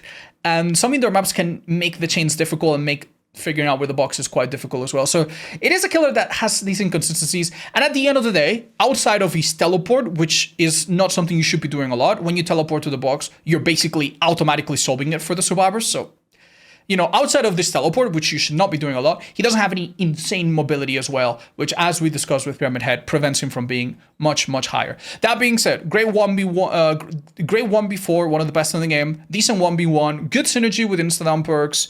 He has even an add-on or two with nasty effects, like being able to put survivors in deep wound, you know, which is not as nasty as before. He doesn't really get to tunnel as much as before. That's worth mentioning. But overall, strong, decent killer. Really, really, really difficult to play, by the way, to play at like full strength. When people ask me what is the killer with the highest skill ceiling, I often mention Pinhead, because Pinhead is not necessarily the hardest killer to play in DBD, but he is the hardest killer in terms of like how many different moving parts this killer has. If you want to be good at this killer, you really need to understand survivor spawns, survivor rotations, how to play as a normal M1 killer, which you're going to be half the time, how to play with his power, which is honestly quite tricky. Yeah, it's really a lot to take in. So for that reason, the people that you see playing him are typically going to be pretty experienced and pretty damn mean as well. Chucky, another killer that has ping-ponged around the tier list, and unlike most killers that ping-pong, is now actually kind of in the middle. Some people might disagree with this, but yeah. When this killer came out, he had almost everything, man. He had almost everything. He had a bit of stealth and weird gameplay that made new players really struggle against him. And at high levels, he was also pretty deadly. He had a really easy dash that came back every 1 second. He came back really, really quickly. He could do flicks around corners. He obviously has a third person, which helps a lot in a lot of situations. And yeah, he had a lot of small advantages that made him really, really powerful. This, and he could vault pallets and windows, and retail phone control afterwards. This was way too much. The developers went a little bit too hard and nerfed him really, really badly. If you want to see Chucky at his worst, maybe watch my previous tier list and you'll see more or less where it's at. But they have done more or less right by him by buffing him strategically since, and now he's in a pretty decent spot. He still retains many of the unique strengths like third person, decently strong dash, and so on and so forth. But he has lost a couple things that make him a bit more normal / strong, but not really ridiculous, right? His cooldown is long. It's decent, but it's long. It's nothing insane like Blight, and it's not as bad as some other killers. But yeah, you're going to be using your power and then finding yourself for 10 seconds at a time with no real power, moving as a 110 killer, which in some maps against exhaustion perks and stuff can feel a bit debilitating, right? They also basically gutted his ability to scamper. Instead of being able to go under a pallet and then immediately do whatever you want, now you can only go under a pallet or a window if you're already charging, which means that if you go into a pallet or a window, you come out of the other side charging forward. Any survivor that goes a little bit to the right, you cannot really hit. This would make you think that his camper is now useless. And for a while, frankly, it was. But after a few changes, the scamper now is really not that useless. And I think the difference between a person that struggles with Chucky and a person that is really good at Chucky is the ability to identify which pallets you should maybe not remove and which windows you should keep an eye on. A really good Chucky, on top of being able to use all of the little third person and dash tricks that make most weak loops really weak against Chucky. On top of all of that, they also look for chances to scamper. They will scamper in tiles that are otherwise pretty strong, catch a survivor off guard. They will hook a survivor, use scamper, vault a window, and extend the duration, and then vault another window, extend the duration, because it resets every time you do it, and then vault under a pallet, extend the duration. And now, honestly, they've worked pretty hard for it, but they're across the map. Is it as good as Blight, who can do this anywhere, anytime? No, but it's still pretty decent, right? His add-ons. A couple of them stand out. Most of the times you want to be running things that extend your power a little bit. Decently good at endgame, by the way, which very few people do. He does have some add-ons that extend his his dash crazily in the endgame, which is really fun. And yeah, there's a couple that are nice, but nothing super, super insane, which I think probably sets him apart from some of the A+ tiers. Some of the A+ tiers have add-ons that are just ridiculous, right? So yeah, he's now in a decent spot. And I don't know much else what to say. Some people look fondly to how he played before, but I honestly think he's now probably the best version that we've had so far. The way Chucky worked before, where you drop a pallet, he vaulted, and you immediately got hit afterwards, was really uninteractive. And for some reason, after that, they decided to release 2 more killers that vault pallets. One of those things that only behavior understands. Unknown. Listen, it breaks my heart to talk about this killer. This killer is currently going through a massive campaign where everyone is feeling sorry for him. People are calling him the Harmless. This is a killer that, much like Wesker, once he got released, he felt really strong, was really strong. Sure, part of that was because survivors were still adapting and learning how to play against him. But much like Wesker, he also has received a few changes that have normalized him. And by normalize him, I mean just nerf the strongest things and then buff the weaker things that nobody cares about. So all in all, it's a nerf, right? So yeah. The truth about this killer is that so far, out of all the killers that we've discussed, I think this might be the most unforgiving killer in the entire game. You could, for example, with Plague, enter a room or a part of the map with 3 survivors and you have your power, right? And you puke on all 3 of them and they all go down or they all get injured, right? And that has consequences. Meanwhile, the Unknown, you could enter a room, hit 3 survivors at once with your power, and then they all split in different directions. And the main gimmick of the Unknown is that he has to hit you 2 times with his power. But there is a very forgiving cooldown between shots before you can shoot again. His ranged projectile, right? And the main issue is that survivors looking at you remove this power. So if you injure 3 people, well, have injured 3 people, they're all going to split in different directions. You're going to have to choose one, and then the other 2 are going to be fine. They're going to be completely fine. So on top of being accurate, on top of being smart, you also need to be a little bit afraid of the survivors. You sometimes might need to go behind something or teleport away just because you don't want people to stare at you. So he's a shy killer, and that is a little sad. Now, if we talk about exactly what has changed for him since release, and why right now he's finding himself in a weaker spot. Mind you, this killer could have been in the top 6, top 7, top 5. Like, he felt really, really strong at the time, right? And you will remember, this is one of the few killers that when he came out, I found him so fun. We do have a 50 wins video on him that we got almost on release. And it felt, honestly, really, really powerful. Well, this killer has a syndrome that we find on some characters where he has 20 add-ons. 15 of them are weak. 2 or 3 of them are useful, and 2 or 3 of them stand out. And the developers do not understand that when 2 add-ons stand out because everything else is garbage, it's not that those 2 add-ons are problematic, it's that the other add-ons are all bad. So what they have done routinely is nerf these add-ons into the ground. We had an add-on that made survivors become half injured when they pop a gen. And this one was really popular. Why? Well, because it feels really bad to have to hit a survivor 4 times with your power or 3 times with your power for them to go down, right? So an add-on that helps you get halfway there was obviously immediately popular. So people run this add-on. First, they gave it a downside, and it wasn't enough. Then they made the downside worse, and it wasn't enough. It still was a top tier add-on for some reason in their stats, I suppose. And now I think it's the 3rd time they've nerfed this add-on. And guess what? People might still run it. It's honestly ridiculous. They also have indirectly nerfed one of his other best add-ons, which also got a downside. So yeah, they keep nerfing these add-ons that are strong. They keep making other add-ons mild or partially base kit. And that does kill a little bit of like the explosive thing that made this killer a little bit stronger, right? The Capture by the Dark add-on, by the way, I didn't bother explaining. This add-on makes everyone start injured. And it also made you put a clone down immediately at the start of the game. This has been shadow nerf. They didn't really explain it, but I have to assume it's intentional. So yeah, overall, this killer has gotten a little bit weaker. I would be remiss if I didn't mention, they did buff that if you injure a survivor that is weakened by your power, now they have a little bit less, they have to stare at you for a little bit longer. They could have just buffed him in general. They could have just buffed the staring in general.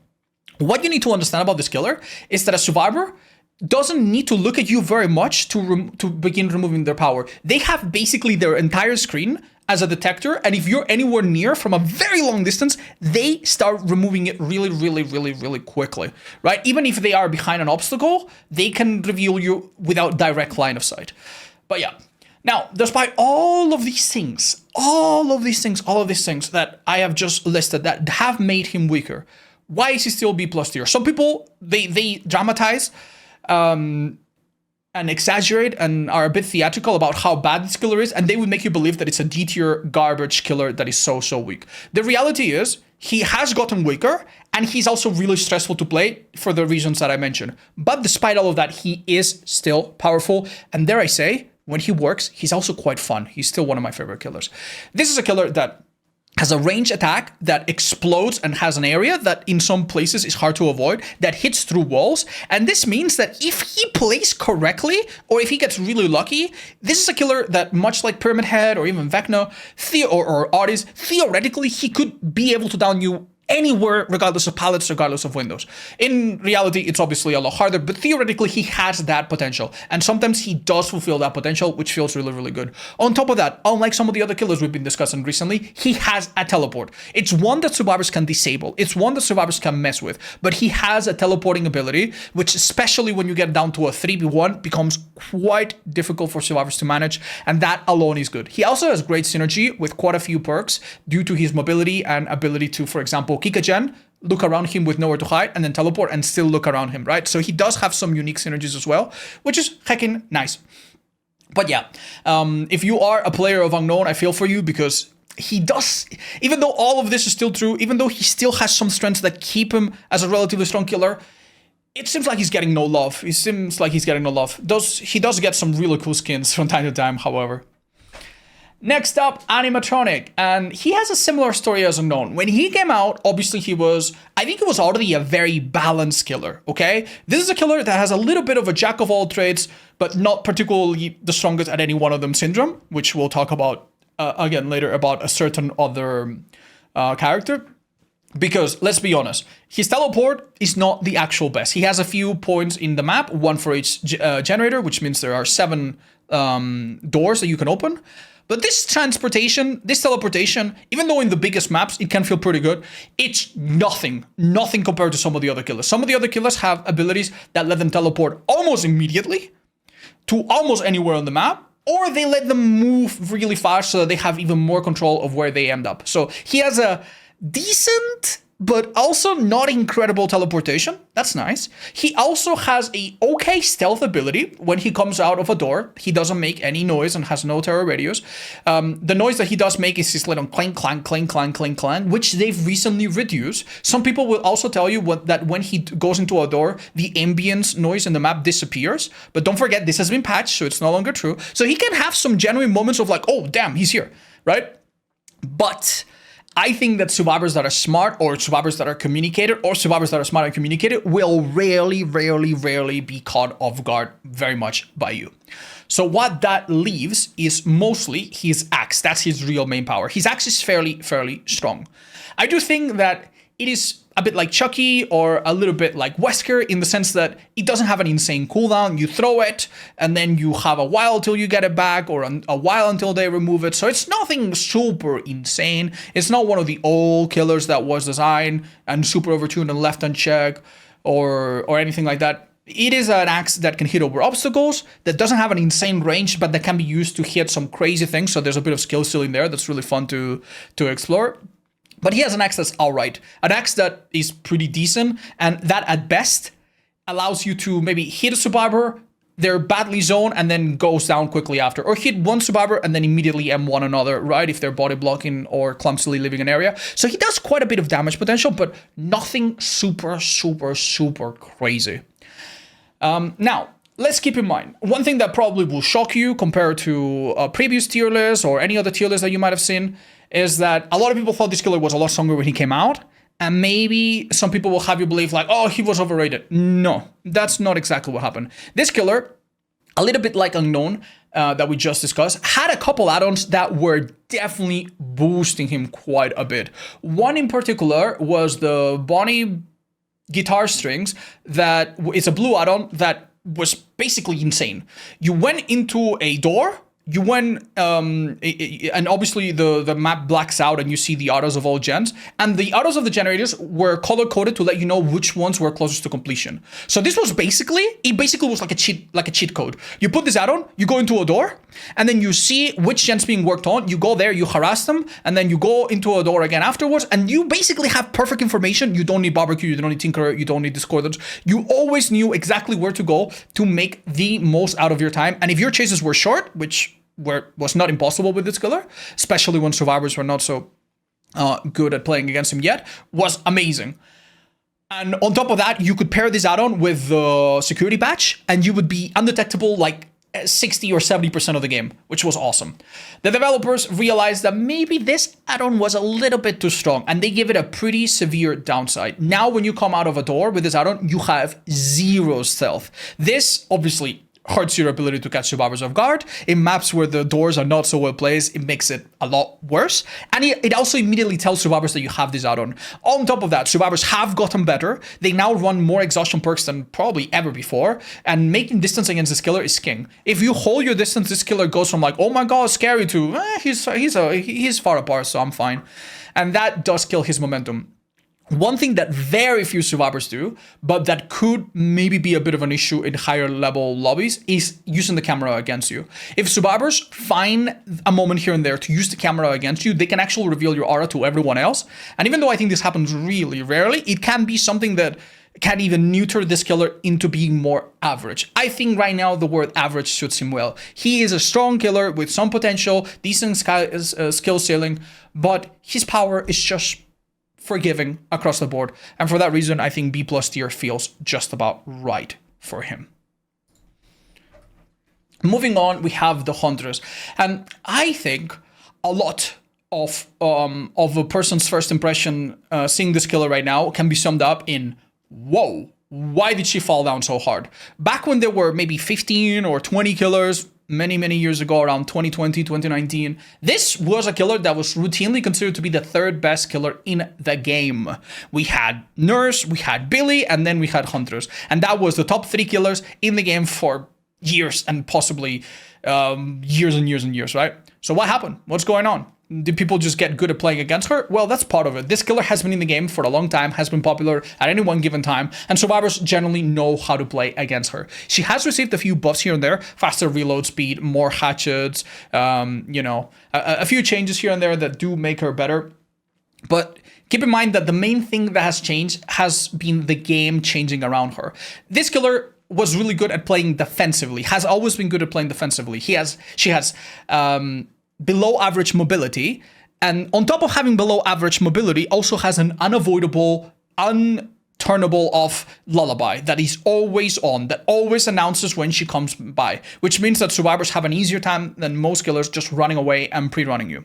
So that doesn't matter if she plays defensively. How do you play defensively? You have 3 gens, you have Shack, you down someone by then, and then when survivors are forced to come into you, you go bam, hatchet, bam, M1. She has one of the craziest DPS potentials in the entire game because her cooldown from damaging with a hatchet is really low, and she has an add-on that makes it, or 2 add-ons, although typically you only run one, that makes this cooldown even shorter. So you can hit a survivor and sometimes hit them before they even get on hook in front of you if they weren't immediately ready. That is crazy. This killer's ability to down someone that makes even the tiniest mistake is still unmatched and really powerful. Held back a little bit by the fact that she's slow and she has to reload from lockers and doesn't teleport or have crazy dash mobility, so that already prevents her a little bit from being as high as before, right? Survivors no longer find themselves in positions where they have to deal with a defensive killer. Back then, the hook stages were 60 seconds. Unhooking was incredibly dangerous. You could, for example, hit a survivor that just got off the hook and down them immediately if they didn't have a certain perk. So all of that was really good for killer, right? But now killer just doesn't play like that. Now survivors can be on the hook for longer. They get protection base kit. If you hook someone in basement and you camp above them, they can unhook themselves with anti-camp, right? Now killers thrive from being actively involved with generators and getting certain perks active. So perks like Eruption, perks like Pop Goes a Weasel, perks like Pain Resonance, and then following it up to maybe inflict Grim Embrace or Deadman Switch or whatever. Those are all great perks that the A tier killers use, but this killer is just not quite as good at. She does have a few perks that work in the background, that do their thing just fine. Ruin has been buffed and works great on her. You could run other hexes, including Blood Favor, that would make her really nasty and would not really require a lot of active playstyle from you to give you value, right? But she just has less options than other killers when that's involved. Not to mention that her stealth and stuff like that is limited. So for those reasons, I think she has just naturally slid down a little bit. And even though maps are theoretically getting smaller, and you now have more lockers because there's more extra tiles. That will be relevant as well later. She has more points to reload. She's just still a killer that is largely predictable. People know how to play against, and for the most part doesn't have any crazy mobility to deal with survivors just dying in a corner and doing gens. That's the thing that will kill you at the end of the day. At the end of the day with this killer, you're not necessarily going to lose because survivors like play one tile really badly and you're in a chase for 5 minutes. That will rarely happen, even though she can struggle. You're mostly going to lose due to the fact that if survivors split up and do gens and your perks are not helping you really block and solve those gens, this killer doesn't have the mobility to back that up with disruption on gens. That being said, a lot of people consider this killer weaker than the next one that we're going to talk about, and we're going to have to do a lot of explaining why. Deathslinger is up. And I can't believe I'm going to say this about Deathslinger, but we need to talk about bugs. In my tier list, I typically assume that if there is a new bug affecting a killer that we know is going to be removed, I assume that killer's bug doesn't exist. So, for example, if there is a bug right now that makes the Huntress unable to reload, well, I would just pretend that it's not there because what's the point, right? That's going to be fixed in a week. This killer, the Deathslinger, has been accumulating little bugs and inconsistencies here and there for a while now. And we are at the point that there's so many of them and they're so annoying and they've been in the game for so long that I no longer know if I should assume that they're going to be fixed.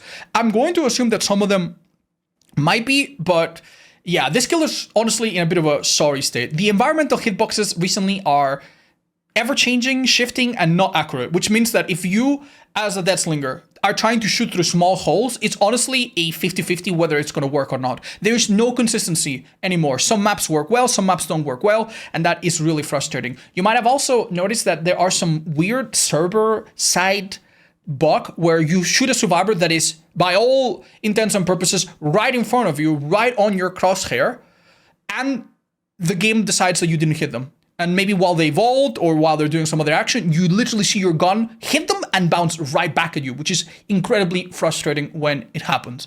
So we need to analyze this killer in the context of some of these bugs possibly being in the game for a little while. I haven't even gotten into the fact that most of the skins of this killer are off the center of the screen and don't aim accurately.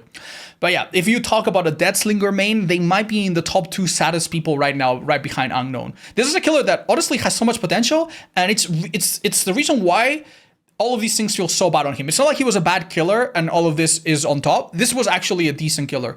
Compared to Huntress, and honestly compared to a lot of the other killers in the B+ tier, this killer has a much better 1v1. He, as long as he's close to you, can injure you anywhere. Down you is a little harder, but still happens quite frequently and through a lot of structures and through a lot of windows that other killers would struggle with. He has a gun that has a, I think, 18-meter range, which is awesome. At the end of the range, he has one add-on that allows him to insta-down, which is really powerful. And with some add-ons and smart play here and there, you can get downs really, really quick. In the comp scene, a lot of people consider Slinger to be stronger than Hunters and stronger than a lot of killers, because in the comp scene, the 1v1 is just so important, right? I do believe that in the normal public match, this killer is not as good as his 1v1 would suggest. First of all, his ability inflicts deep wound, but most of the times, you do not have the luxury of like inflicting it on multiple survivors.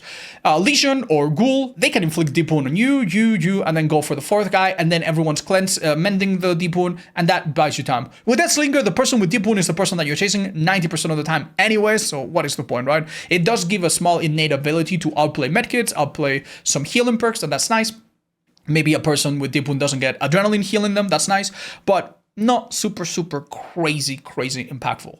The really obviously good thing is that you can get downs quickly, but unlike Huntress, his DPS, the amount of damage that he can output in any given second is just lower.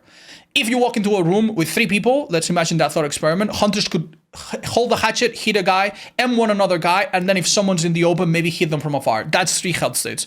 This killer shoots 1, reels them, hits them. By the way, every time you shoot, the crows fly off around you, so you can't even use crows for info sometimes. And then he has to reload, and that's 1 health.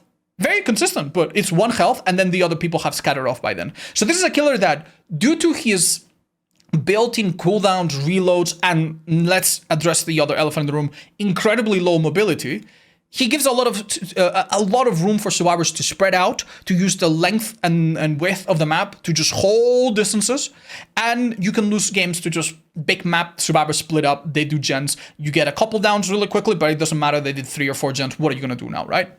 So I think that's ultimately the thing holding him back. It's all of these bugs, it's all these inconsistencies, it's the fact that you rely on perks quite a bit to help you stall out gens from afar. And the saddest part is that even though your 1v1 is consistent and strong, you don't have the explosiveness that all of these other killers have in the B+ tier. I think that's why he's at the bottom of them.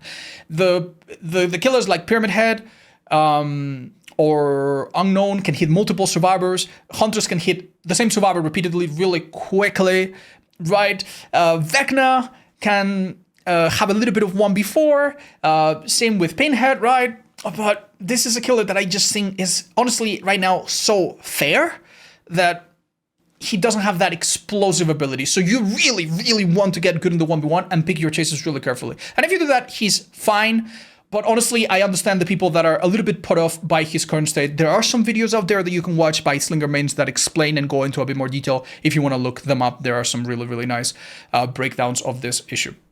I do hope really that he gets better. If we assume that his bugs are gonna be in play every game, you could honestly drop him 3 or 4 or 5 spots, and I don't even think that would be crazy. If we assume that you're gonna be on top of your game, he could also be a little bit higher. So I feel like it's a killer that could shift quite a little bit, depending on how much, on exactly what we assume to be the case. Moving on to the next killer, the Dredge. This is actually a killer that I think moves and swivels quite a lot within a tier list, depending on who you ask. And the trend that I've seen for the most part is that the more experienced survivor players, the people that maybe engage in tournaments, they seem to think so lowly of this killer. They really, really think extremely lowly of this killer. They will place him alongside the likes of Trapper at the very bottom of the tier list, very, very consistently different players. So some people believe this killer is lower. On the flip side, we also have some Dredge mains that even before his recent buffs, they believe that he's A tier and he's really, really strong. He's the best killer in the game pretty much, you know. And I honestly find, like, I don't want to be like a person that doesn't commit to one idea, but I generally think that the truth is somewhere in the middle. Let's also talk about why some people maybe believe this killer to be bad. He does carry a pretty bad legacy. When this killer came out and for a long while afterwards, he was madly add-on dependent. He really was hard to play without 2 add-ons that were really good, and it felt like you needed 3 or 4 add-ons for him to actually have a decent chance, right? He had really slow power recovery speed. He had a cooldown of 12 seconds, which is longer than Blight for a power that is much worse, and that's assuming that Blight uses all of his power. If he uses less, it's even shorter. So he had crazy cool cooldowns, crazy long cooldowns. He was really slow in coming out of lockers. His Nightfall was horribly slow without a certain add-on. So it really felt like you needed add-ons. But they have corrected this. Most of these add-ons have been made partially base kit, and you can still use them, but if you don't use them, it doesn't feel as bad. They also have made him quieter. This killer had the very unique debuff of making a whooshing sound anywhere at all times. It meant that certain mind games that you could do around some common tiles were completely impossible, because if you stood behind something, a survivor would never run into you accidentally, or would never really make a mistake in chase, because they hear and know where you are with like perfect precision. So they changed this as well. So what we have now is a killer that, much like other killers in the B- tier, is really good at noob stomping. New players absolutely struggle with this killer because he can put the entire map into a nightly dark state that really confuses new players. On average lobbies, he's still pretty good. He gets to do this, which is not as confusing for average players, but he has map-wide mobility, which, believe it or not, has gotten arguably better in this update. Not arguably, I'd say definitely has gotten better. One of the things that you need to remember is that in this latest update, we had a palette density change in how the map philosophy works. Instead of having some really, really strong palettes in just a few places, the developers have tried to spawn more palettes, but spread them out to have no dead zones where no safety exists. And the thing is, in many of these new things that have been placed on the maps, in many of these new tiles that have little filler palettes, there are also lockers. When playing this killer in the recent patch, I realized that now I have a lot more spots to teleport to and come out of, and it is really, really, really good. The filler palettes that are more numerous are also not super bad for him. This killer has the ability to be at 2 places at once. It's not an incredibly strong chase power, but in some maps it's serviceable, and against filler loops like this, I think it gets you hits pretty quickly. So overall, we have a killer that has a little bit of everything. A little bit of mobility, a little bit of stealth in Nightfall, I suppose. A little bit of chase power, and also a little bit of like muddying the waters and making the game a little bit unclear. I will say that all of this makes him not the bottom tier killer. And you also need to respect the fact that in some maps, this killer becomes stupidly oppressive. If you play Midwich, it's not an automatic win, but oh my god, that's a horrible map for survivors. You have lockers everywhere. You will detect them all the time in Nightfall because he also has detection in Nightfall. And with a few perks here and there, he can be so damn oppressive. Really give a chance to his buffs and his changes, and you'll realize he's actually fairly decent. Now let's talk about the problems.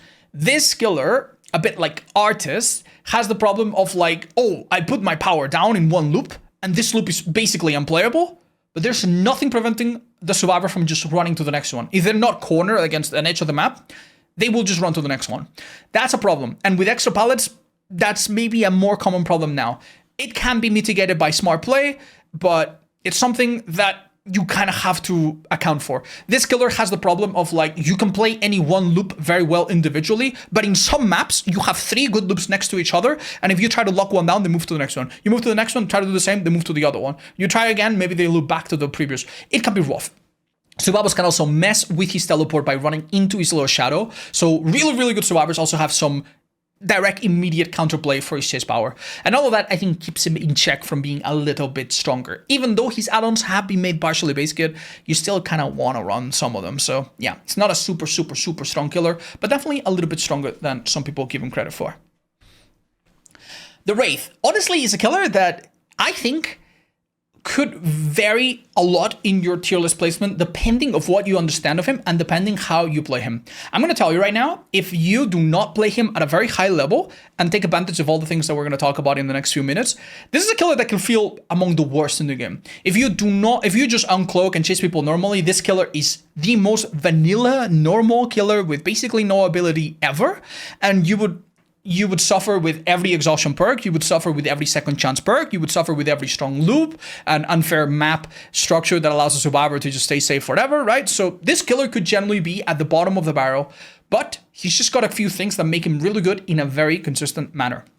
When he goes into stealth, he activates a bunch of add-ons that can give some nasty surprises and has a few really decent add-ons that enable different playstyles. But I think the reason why he has this potential is because he's so simple and he's so damn consistent. Moving at 150 plus speed across the map, maybe higher with some add-ons, is just really, really, really strong. At that point, you don't need information perks, even though you can run them, and you don't even need his information add-on, even though it's really good and gives you perfect information similar to the one that we talked about earlier on Springtrap.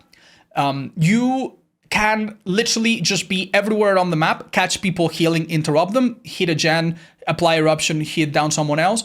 And the thing about this killer is that with a particular set of perks, you can make his chase actually fairly decent. With speed add-ons or even without, you can body block ahead of a survivor to prevent a window or a pallet from being used. Survivors have a few tricks, but you also have some counter tricks. And say you run the perk Bamboozle and some add-ons to speed up your action speed when cloaked, you basically can outplay anything. You go to Shack, you block it immediately, and the pallet has to come down. The pallet doesn't come down, you get a hit. The pallet comes down, it's gone. It is true that now pallets are more numerous and there's more of them on the map, and that theoretically should mean that this killer is weaker, but because this killer is a stealth killer and moves so fast, it also means that you are going to oftentimes begin a chase with a survivor and do not let him have the opportunity to go across the entire map. You will do an ambush and you will fail and leave, or you will get a pallet and leave, or you will get a hit and you will start the chase. You don't give them a wide margin of reaction, for example, Huntress does, or some of the other killers that we talk about do, where they immediately pre-run and they use a pallet, and next time they immediately pre-run and then they find another pallet, right? So that doesn't hurt him as much as you would think. I do think that with this killer, we have a few really strong players going on very impressive streaks, and it comes down to the fact that he's really, really good at applying perks on gens to keep them from popping. He has a few add-ons that help him shut down loops really, really quickly, and the main thing that makes him strong, even though none of his power is really that insane, is that he has very little downtime between chases, very little downtime. He can do things quicker. He is almost like if you played Trapper or some other normal killer at like 1.5 speed, and that is really, really good. The stealth also obviously deals with unprepared teams quite well and allows you to catch up to survivors with the extra speed. Is honestly just a strong, nice, overall pretty balanced killer that has a really remarkable level of consistency. Very few bad maps. Big maps you don't mind as much because of your mobility. Indoor maps, really, really good for you because survivors have even less of a clue of what's going on. And to top it off, you have a few add-ons here and there that are viable and give you a bit of variety. Also really good at using instant down perks, which I'm sure you have figured out by now. Next up, Hag. Hag is, I think, suffering from a similar syndrome as the Huntress did. Not everybody agreed, but some time ago, I would have placed Hag in the top 5 of killers, even really close to the best killers in the game. She really was very strong back then, and I think for similar reasons as Huntress. Back then, killers, I don't know if it was the best playstyle, but it was definitely a playstyle. Killers could play very defensively. You could have 3 gens in an area that survivors had to try to do, and there was no anti-3 gen, right? There was nothing like that. And you could have a survivor on the hook, and they had only 60 seconds to get them off. And if they got them off the wrong way, the person rescuing could be grabbed, which was really scary. That doesn't happen anymore. And if the person rescuing didn't have borrow time, the person rescued could go down instantly.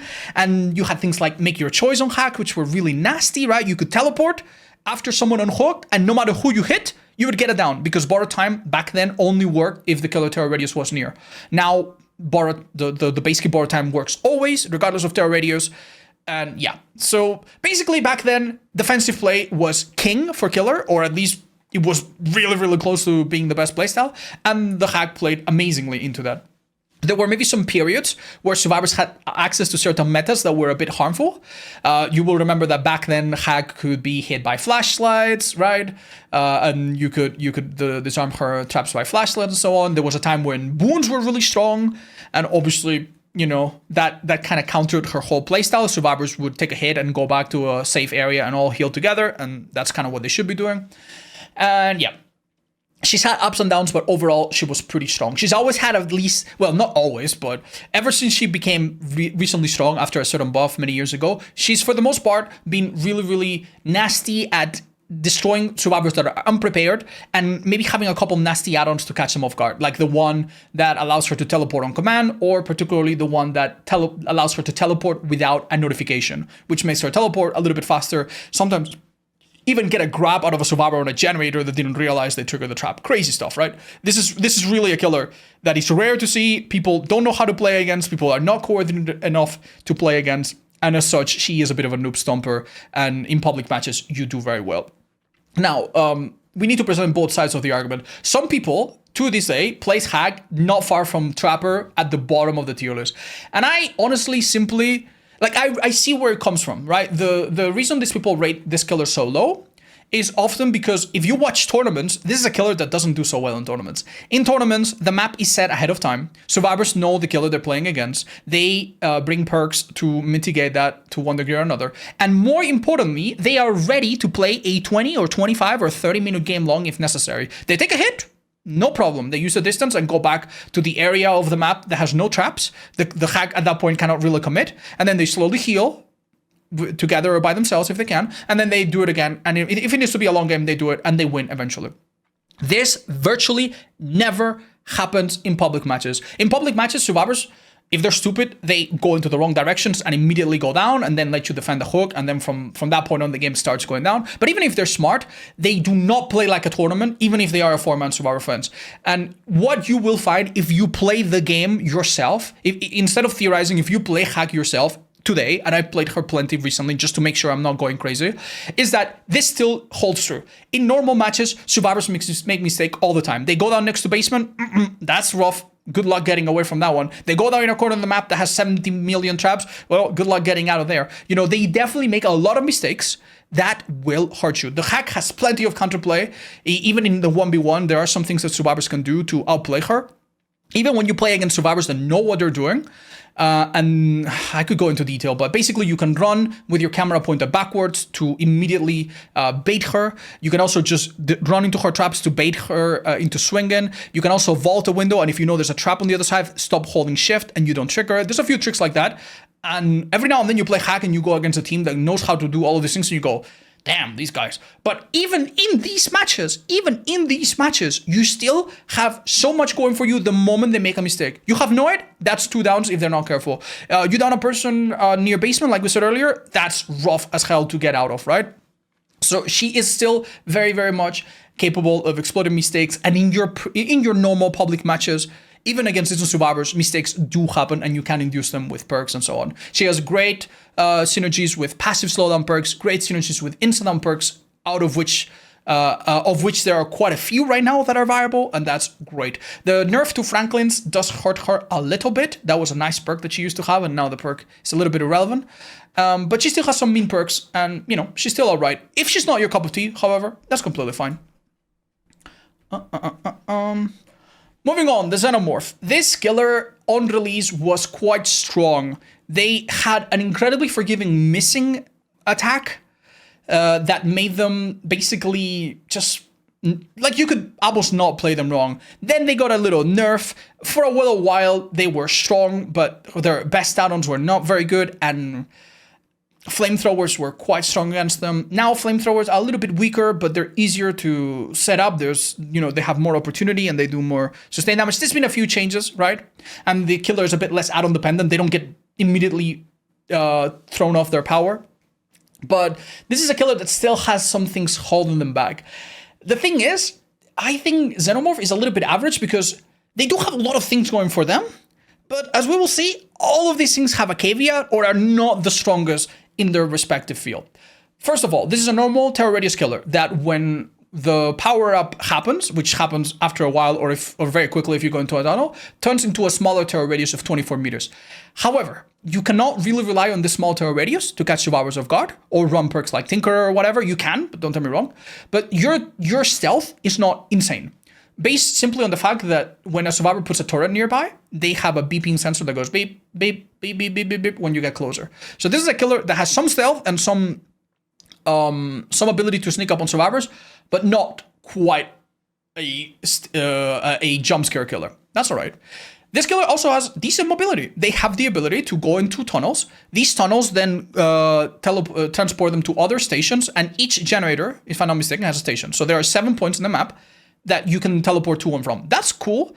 It's not as fast or as seamless as some of the other killers. It's not as useful as Freddy. Freddy goes on a gen and immediately kicks the gen. Sometimes, with this killer, you teleport to a gen and you come out a few meters away, or sometimes you come out in a different room in an indoor map and you have to go all the way around. Or the gen is on a platform and you have to go around. Or the gen is in a building and the station is outside, like in Grim Pantry, right? Although I think that one's been fixed, so don't quote me on that one. Yeah, that one's been fixed recently.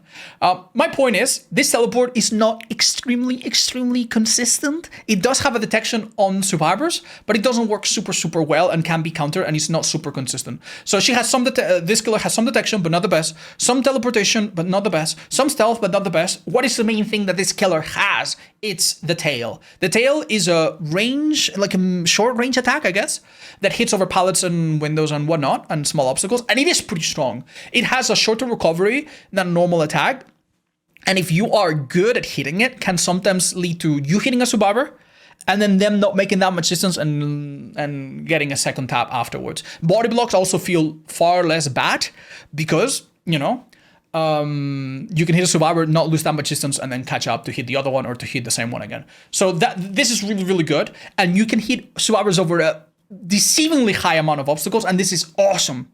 If this was everything that I've said so far, this killer would actually be A tier, maybe up there with Vecna, blah, blah, blah, right? But then there is turrets. On top of denying the stealth, turrets knock you out of your power. And it doesn't take that much for survivors to use them well. Funnily enough, because Alien, I think, is fairly unpopular, the average survivor doesn't do turrets very well. I will link a video if I remember, either up here or in the description, showing you how weak this killer can feel when survivors know how to use turrets. The main idea with turrets is that you put 2 of them next to each other, and then the killer is going to have to break them slowly. You can't just quickly destroy one.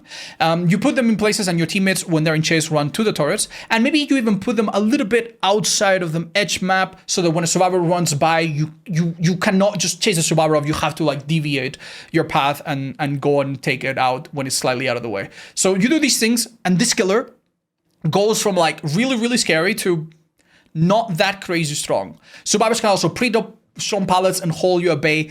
Ultimately, this is a killer that has strong power, but it's a strong power that has the necessity of you having to be really, really, really close to the survivor and having already closed the gap before it's useful. Now, I will say one thing that stands out is that on the last add-on pass, there's one add-on on this killer that I think stands out. It's the harpoon gun. Everybody used to run different add-ons, 2 or 3 different types of add-ons on this killer, but I think the harpoon gun now really stands out. Whenever you come out of a little hole, if you hit anyone for the next 30 seconds, you basically make everyone else scream, and this is really good for info, but it's also really good for stall if you have perks like, for example, hexes, that the survivor spends 20 seconds trying to cleanse, and then they scream, and then they have to do it again. I think hexes and harpoon gun actually elevate this killer quite a bit if you want to try that. Moving on, we arrive at the Nemesis. Nemesis, a bit like other killers in the B minus tier, has a bit of noob stomping capabilities. He spawns 2 zombies in the map after a few seconds into the match, and these zombies just autonomously go around the map, harass survivors, sometimes get a hit and infect them, which is like half damage. And with some perks like Ruin and stuff like that, they can kind of like buy you time. And I guess against new survivors, this is okay. I once ran a little experiment because I was under the impression that zombies were useless, and then I felt, they've gotten better this patch. They often get stuck in places and they're a bit inconsistent. And my conclusion is that every single match, on average, there will be one time when zombies help you get a hit directly, and probably 1 or 2 times when they annoy survivors in the background. However, let's consider the fact that zombies get killed by things like pallets, and now there are more pallets on the map. That's not super good. And let's consider the fact that zombies are still a little bit inconsistent, and good survivors will blind them with flashlights, or just lose them, or they'll just get stuck. What does Nemesis have left? Some time ago, not a lot. Some time ago, Nemesis would be lower in the tier list because he was quite add-on dependent. He basically needs to get into tier 2 really quickly. In tier 2, he begins to break pallets with his power, which is the main thing that makes him scary. But getting to tier 2 requires you to hit 2 survivors, which is hard if they split up. How are you going to hit 2 survivors quickly? And even if you hit 2 survivors quickly, they're not injured. So you have to go to 1 survivor, hit them with your tentacle. Oh, you missed. Okay, hit them with your tentacle. Okay, now go across the map, find another survivor who's been pre-running the entire time. Then hit them with your tentacle. And now you're in tier 2, but no one's injured.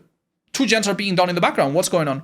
That was really not good. The early game of Nemesis could go anywhere from like quick and nice to painful and long, and that doesn't sound too good. However, the latest changes to his add-ons and base kit have actually been pretty generous. You can now get into tier 1 with just 1 survivor, or 1 survivor and some zombies, depending on add-ons and the exact order, and that's actually pretty good. You get to tier 2 really comfortably, and when you get to tier 3, you also have extra range as well, and they've added a little bit of range, and this killer, much like Xenomorph, once he's close, he is pretty damn good. Some of his useless add-ons have actually been reverted to being good add-ons. So, for example, Leaker's Tongue now, when you hit a survivor, they don't even make that much distance. So having to hit them 3 times does not feel as bad. He has arguably one of the best pallet deletion tools in the entire game, up there with the Chainsaw Boys and maybe Myers, but Myers is a bit worse, we'll explain why.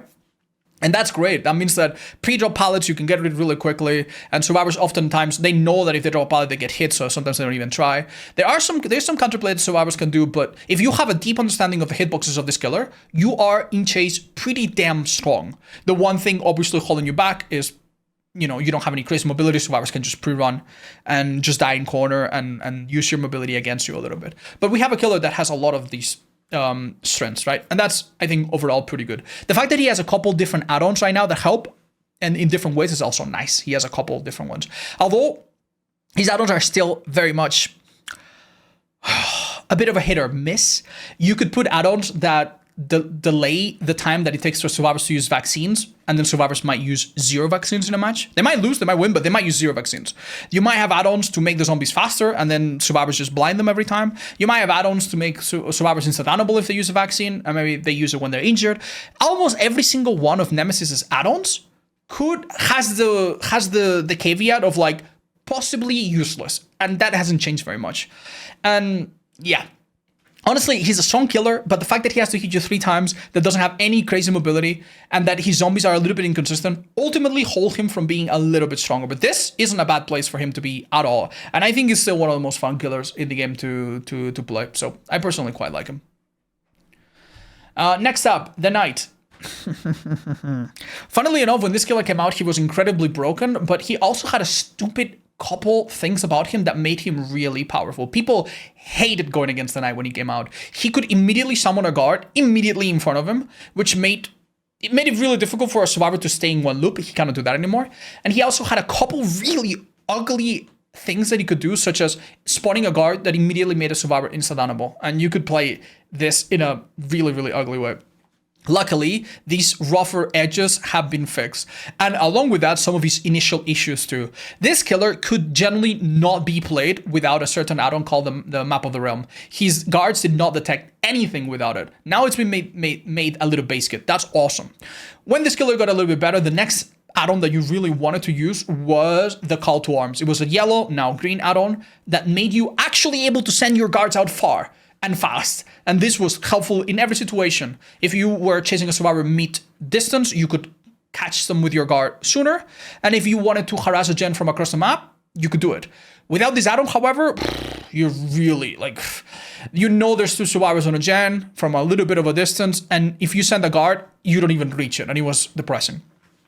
They have also made this add-on partially base kit, which feels great. It feels great. You can now play this killer with no add-ons, and it feels pretty good. The one add-on or 2 that stand out at the moment have a few issues. Some of them apparently are bugged, and I'm not too sure to what degree they work, and this is really depressing. I would love to do a thorough testing of every killer's add-ons and figure out exactly how bugged they are right now so that I can take that into account for my tier list. And I do try to do that a little bit, but just keep in mind there are 41 killers and probably 60 billion bugs in total. So I am so sorry if I cannot tell you exactly with accuracy how each of them is bugged or whether or not it's changed from the last update. That is something that I think is behavior's job, and I hope they keep, not forgetting about it. So mind you, there are some bugs with add-ons and otherwise. There are moments where a guard just takes an impossibly stupid path or doesn't do the right thing. And I think ultimately this holds this killer back a little. It's not as bad as before. Before, this killer had really bad bugs. You could send a guard out, and if at the moment you send it out, a survivor dropped a pallet, this killer could be stunned from across the map. It was really, really stupid. But let's talk about the things that make this killer fairly strong despite all of these issues. He downs people with normal attacks, which makes him a good user of instant down perks. If a survivor pre-drops a pallet right in front of you, you can use Carnifex to immediately shred it, meaning that good survivors actually have to guess what you're going to do, and that's good. And it makes him a great noob stomper, because you can just delete a pallet that's like basically a survivor drops a pallet in front of you, you slow down for a little bit, and the pallet immediately explodes, which is awesome. You can walk right through it. Really powerful, right? It's like having Endurance Spirit Fury on command if the survivor makes a mistake of dropping it in front of you and if your card effects is not on cooldown. You can also use the Assassin to apply Deep Wound, and because he moves faster, you can actually use him in situations where you think a survivor is going to escape your grasp. So if you think someone's going to go for a flashy save or someone's got decisive, you can use Assassin to outplay that. That's great. And the Jailer is still the one guard that has the highest range and chases for the longest. Yes, they've reverted that recently. That's right. And you can use some add-ons to extend all of this. And basically, you can keep survivors busy. You can pincer attack them and result in hits, sometimes double taps if they don't know how to play against it well. And you can keep survivors busy and hit gens with your power, which does 5% damage, which is awesome. And in small maps, this feels really, really, really good. In bigger maps, and when survivors know what they're doing, honestly, you're going to send the guard, the survivor's going to grab the banner if they can, or just go and die in a corner if they can't, and then everyone else is going to be on gens, and you're not going to feel that strong. But you do have a few tools, like, for example, the Torch, the Blue Torch add-on, which allows you to be undetectable, and it kind of changes how this killer plays into a bit more of a distract and catch someone else off guard kind of thing. So that's all good.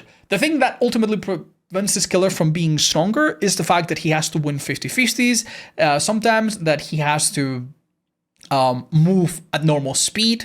He does get a bit of a speed boost after sending a guard out now, but it's nothing that really aids his mobility in any way. And ultimately, the fact that his power is not immediately super oppressive or doesn't do anything like the crazy stuff we've seen in A or A+ tiers, right? So I think that holds him back along with some of the bugs and inconsistencies, but we have a decent killer still and one that's at least getting a little bit of love. Doctor has also received a few buffs, notably when you shock, you have a shorter cooldown, and if you shock and there's no survivor, you get an even shorter cooldown. And they also made some of these add-ons that were very must use, partial base kit, namely discipline. When you shock a survivor, the shock now hits the survivor a little bit sooner.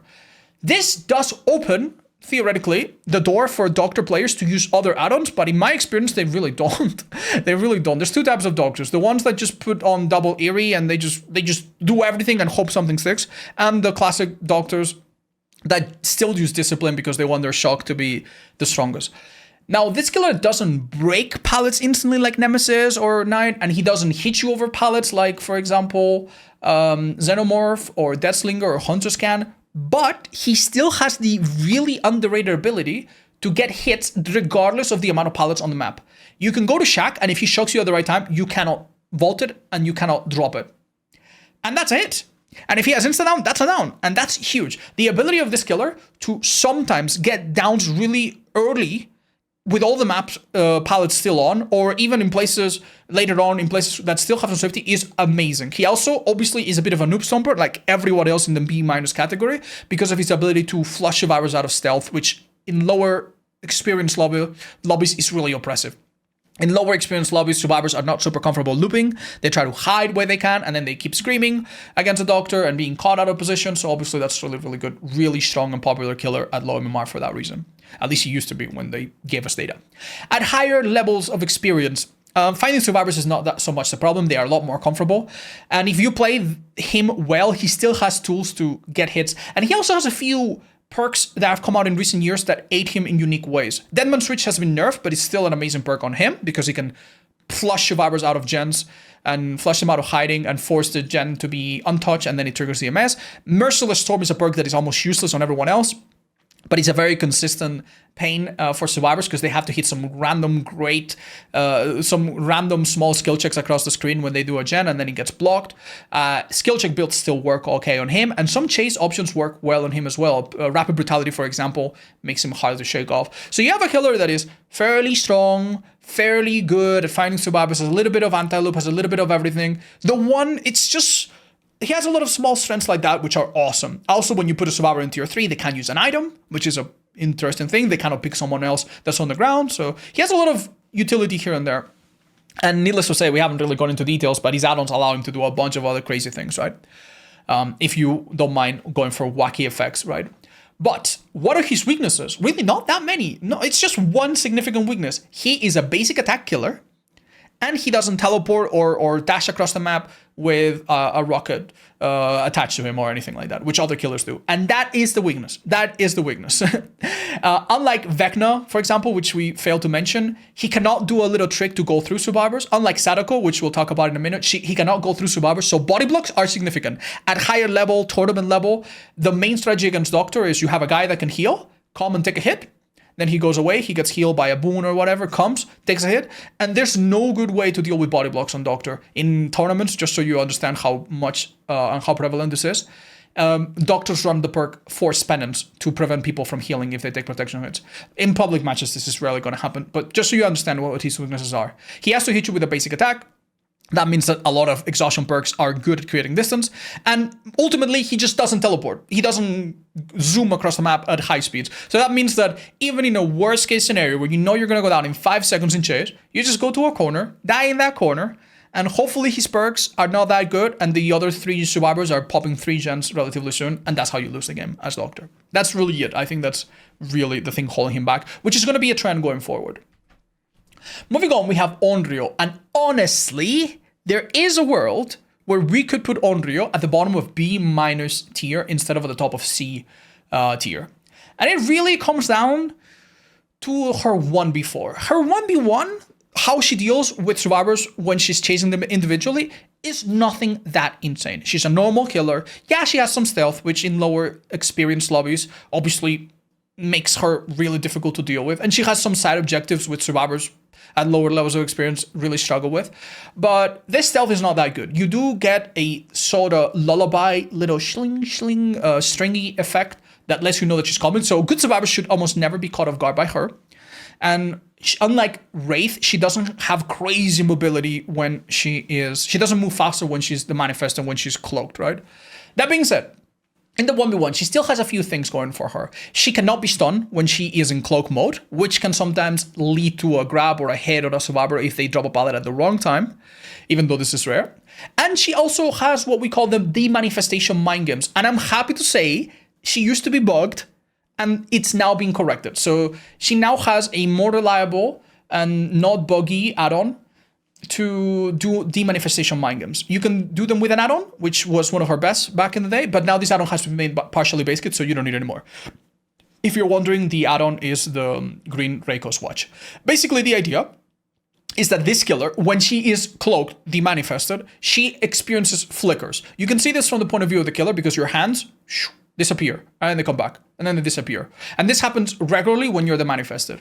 You can use this to basically present yourself to the survivor as coming from the right, and then when you disappear, they keep thinking that you're gonna go to the right, and then when you reappear half a second later, you're actually on the other side, and they were running into you. Something similar happens when you manifest. When you manifest, you also have a period of predictable, always follows the same pattern type of disappearing. So you can manifest, and then pretend to go to the right, and then switch it up from the left. At high levels, this can actually be pretty good. I also, this is a bit anecdotal, I also still to this day, make a lot of survivors fall for the mind game of breaking a pallet. When I go to a pallet, I begin to the manifest, and Sadako begins to do this with her hands, and they think I'm breaking the pallet. When you break a pallet as Sadako, you make a very loud, stringent, like stringy, very discordant sound. Like it's very easy to tell, right? That's my point.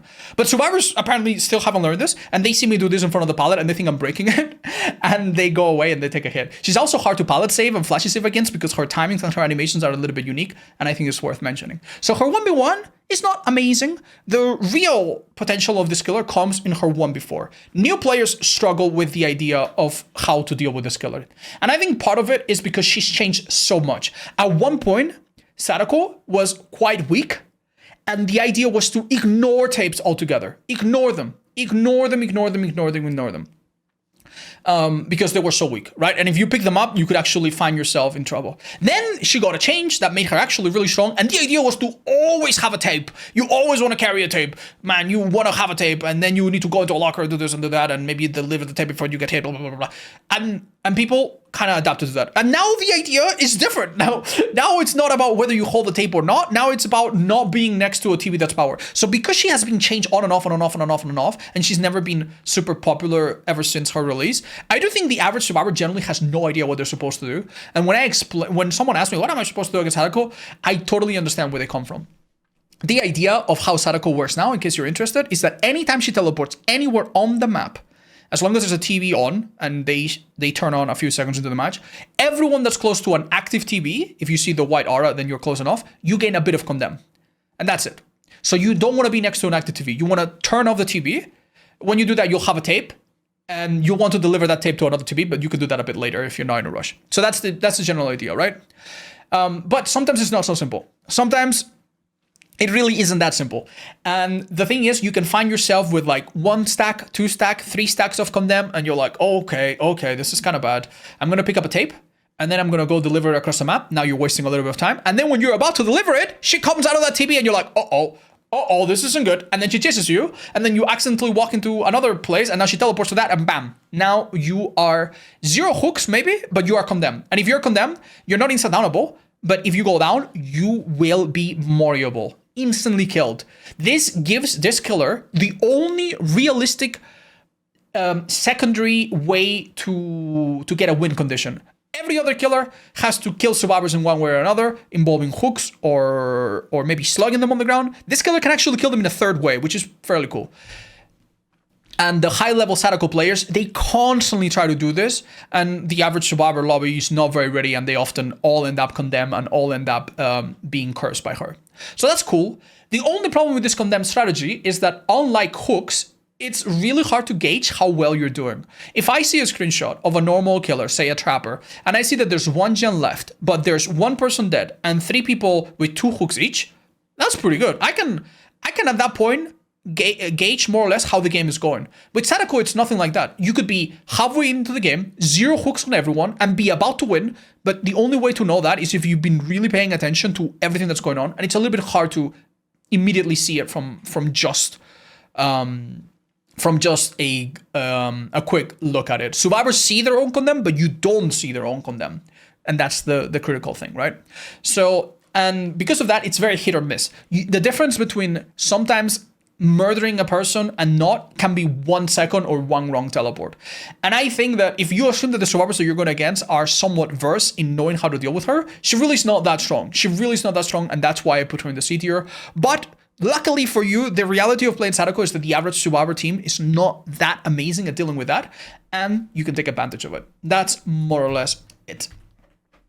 Trickster is one of those killers that we know is going to be reworked in some time. Whether that will make him stronger or weaker, we don't really know. Although, right now, he's a killer that has a bad reputation. People generally do not like playing against him. He routinely ranks in the bottom 3 least fun to play against killers.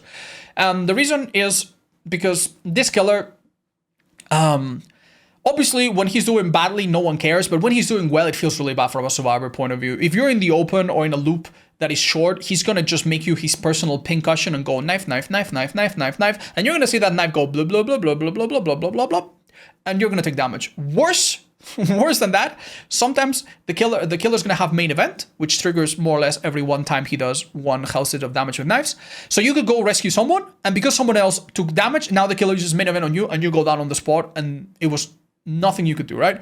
So this killer is actually in a bit of a weird limbo where he got reworked because he was really weak, and then it was a bit too much, so he got adjusted, and he's sitting in a weird limbo where nobody likes playing against him, and Trickster mains are generally unhappy because he's in a weird state with a bunch of little bugs and inconsistencies, like his animations being mismatched, stuff like that, right? His add-ons are also super, super, super, super weird. Most of you will know that I have a page called otsaba.com/addons where I break down every add-on in the game, and you can click on it and it explains what it does, and I have a bit of a commentary. The Trickster part is generally longer than the Bible. There is like 5 paragraphs for each add-on explaining why they are weird and why they don't. Yeah, it's honestly a whole damn thing that I'm not going to get into too much. But let's just talk, let all of that talk aside, which is not really relevant, and talk about what makes him strong or weak. This killer is, much like Hag and Huntress previously mentioned, a bit of a defensive killer. He doesn't have any great mobility. In fact, he has to reload from lockers and used to move at 110, now moves at 115. So he's a killer that has average, which is bad mobility, no crazy teleports, no crazy dashes. And he is really good at shedding through groups of survivors with his main event and some add-ons even. So he is the perfect killer to defend basement, to defend an unhook, to hold the 3-gen and make it really awful, to create a dead zone with basically no pallets and make it really awful for survivors to get out of it, right? But that's just the kind of gameplay that is just going down and down and down as the years go for Dead by Daylight. Survivors now get anti-camp, so you cannot camp as effectively. They are on the hook for longer. Gens now have a clause where if you kick them too many times, they get blocked and you cannot damage them, so 3-genning is not as strong. And survivors have protection upon coming out of the hook as well. So all of those things that made Trickster really, really nasty are kind of gone. The thing about this killer that is a little bit similar to Sadako is that the high-level players can make him look really, really good. This killer, if you play him accurately and you know what you're doing, can get downs in such a ridiculous amount of time and can put survivors outside of their comfort zone from 0 to 100 so quickly that it's really worth mentioning. And if you think that he's a little bit higher because of this, I totally respect it. Other killers that we've talked about before, they don't have anything explosive. They don't have anything unpredictable. A survivor sees where you are, sees the hook, sees the gen, sees the gates, and they immediately plot a course of like, I'm going to do this, I'm going to do this, I'm going to do this, I'm going to do this, and at the end, I'm going to get out, and there's nothing the killer can do. And they're right. But with this killer, God knows what can happen. You can be a bit of an all or nothing, kill all or nothing, if you will. And it's very, very hit or miss. But he's still really, really good at punishing survivor mistakes, really, really good at dealing with body blocks and multiple survivors in one spot because of his main event doing crazy amounts of damage, even though survivors can hop into lockers and do a bunch of other stuff. So if you take into account the high skill ceiling and the few strengths, I think that makes him a little bit better than some of the other killers that we'll talk about in a minute. But all of that needs to be considered. He is a killer that is very much unloved and not left in the best state at the moment. Now let's go for a killer that has been changed quite a bit. Okay, forgive me, I just had a small break. It's time to talk about the Clown. When this killer came out, he was a train wreck. He had a power that slowed down survivors, but also slowed him down, and that was it. There was nothing else to it. You could use it in loops, but it was honestly, even then, not really good. He was sitting at the bottom of the tier list for a while. Sometime after that, he got a rework where he got the yellow bottle. This was not a thing that he always had. And now he had a slowdown and a speed up, and it introduced a bunch of depth to this character. I personally think this is one of the best reworks they did. Also, some of his add-ons stood out quite a bit. We had, for example, this one has been recently nerfed, the cigar box, that allowed him to see survivors around. This was really powerful. And also for quite a few years, he had the insta-down add-on, the pinky finger, which was really, really obnoxious and unfair. Now this add-on still exists, but it's been turbo nerfed to the point of being basically useless and very, very irrelevant. So, what has happened with the Clown recently? He did climb the tier list a little bit, but what happened recently? Well, they wanted to encourage people to use the yellow bottles a bit more. I think they looked at the stats perhaps and they realized no one was using the yellow bottles because the purple ones are good and simple, so why bother? And what they did for a PTB and a patch afterwards was quite extreme. They made the purple bottles really bad and they made the yellow bottles so strong that, especially with some haste perks, this killer was zooming around the map really quickly. At the height of this what we would call hysteria, people were calling Clown like A tier or S tier. Like I've seen some clickbait in my time, but this was one of the most extreme, massive panic outrages that we ever had, just because the Clown could move really fast with some add-ons and some perks on top. Doesn't mean that this killer is anywhere near close to things like Billy or Blight that move way faster with no add-ons consistently, with no perks, nothing, right? So this killer, even at the peak of this massive community outrage, was not that insane. Now he's been adjusted back and we're in a point where his yellow bottles are better than they used to be. His purples, not quite as oppressive, but still decent. And he has struck a decent balance. This is a killer that is definitely very, very unbalanced. His 1v1 as of right now is actually quite strong. They have nerfed a few key add-ons, but overall his power is very, very, very, very good when it comes to 1v1. Even though there are more pallets on the map now due to the pallet density update, these are the types of pallets that with a bottle or two, this killer will get a hit even when the pallets already drop, which most of the times you want to drop a pallet early, right, against this killer. So this really is not where the Clown's weaknesses begin to be found. This is what he's really good at. He's really good at closing the gap to a survivor. That's in like short to medium distance, making a loop that's a little bit unsafe, completely unsafe, or a loop that is relatively safe to now relatively unsafe, forcing survivors to drop really, really strong pallets really early. He can use instant perks pretty well. He can use basic attack perks like Surge pretty well. And that's all wonderful. But, and obviously, if you can have really good 1v1s, that means that you can tunnel someone really quickly and get them out of the game really quickly, if they allow you to, and then you're in a 3v1, and from there, it's cruising time, it's autopilot, you're chilling, you're gonna win. But why is doing that now a little bit harder? Well, the pace of the game is a little bit slower. Survivors can actually be on the hook for longer. You cannot camp and face camp the way you used to before. Some of the passive slowdown perks are not quite as strong as they used to be. And this killer simply does not have the mobility to go around the map, choosing his targets and entering a chase really quickly after another. The main weakness of Clown is this lack of mobility. If Clown had a mobility like Wraith or a teleport like Freddy, he would be really, really strong. In some ways, you could think of Freddy as an enhanced Clown because he has a similar slowdown, but actually has the mobility to cut time between chases. The time between chases is what really ends up killing the Clown. What you want to do as a survivor, typically, is understand what places you can stall him in a little bit and drop those pallets early. Do not ever go to a loop that's short and not drop the pallet, because he will slow you down and get a hit guaranteed. So understand what to do in chase against him. Understand that you're not going to last a lot in a lot of situations, and go and die in a corner. And as a team, what you do after that is you don't hurry to unhook your teammate. It's really that simple. This killer, after a down, has to go across the map, find someone, enter a new chase, and you are perfectly able to start running ahead of time early. There's nothing preventing you from running early if needed, if he's coming your way, and creating distance to delay the start of the chase.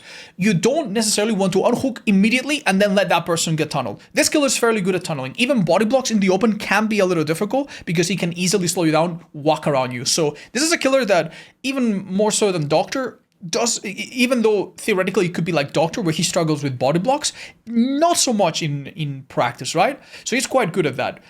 But the killer really cannot afford to play defensively because of the hook stages being longer and all of that, right? Perks like Reassurance still being in the game, Deliverance being in the game. It's not like this killer can just wait for you to unhook and then tunnel. You have to make use of your time efficiently, take him away from your teammates, do gens in the distance as much as you can, unhook at the right time, maybe even anti-tunnel perks are in play, and now the cracks in his kit begin to show. He simply doesn't have that many tools to deal with the 1v4.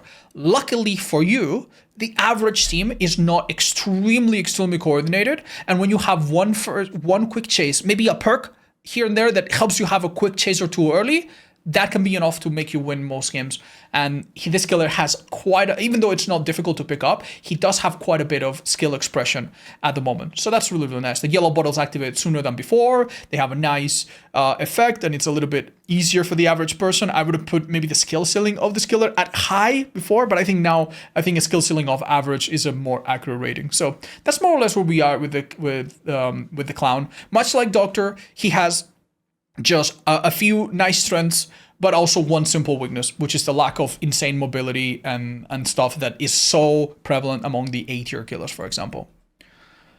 Moving on, we have the pig, who has received some buffs recently. This is like the third or fourth time they buff her ambush, and her ambush was such a weak, and I mean pathetic, chase power initially, that all of these buffs have not made her insane, but she now has a pretty respectable chase power. Not one that you can use universally in every loop. For example, Freddy, you can slow down survivors in every loop, and you should always be doing it. Clown, it's not exactly that, but there's almost always a place to use a bottle of one type or another. With the pig, there simply are parts where when a pallet comes down, you have to break it, and that's it.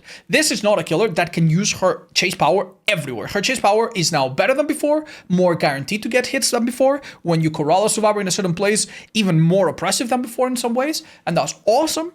But it's still one that you use frequently, and that holds her back a little bit from having a great chase power. Her stealth is a little bit better than before as well. She does have a smaller turret, if I'm not mistaken, and crouching is smoother, and you move faster when crouched. That's awesome, especially with perks that give you information. It can make the stealth a little bit nice in some maps, so that's great. Against beginners, that is significant.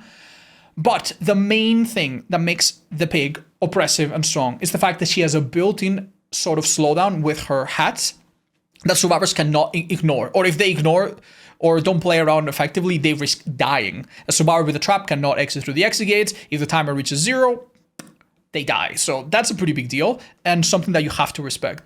In an average game where your survivors are not super switched on and do not play very perfectly, this killer on average will put 1 or 2 traps that will slow in the game, and from there you'll be fine.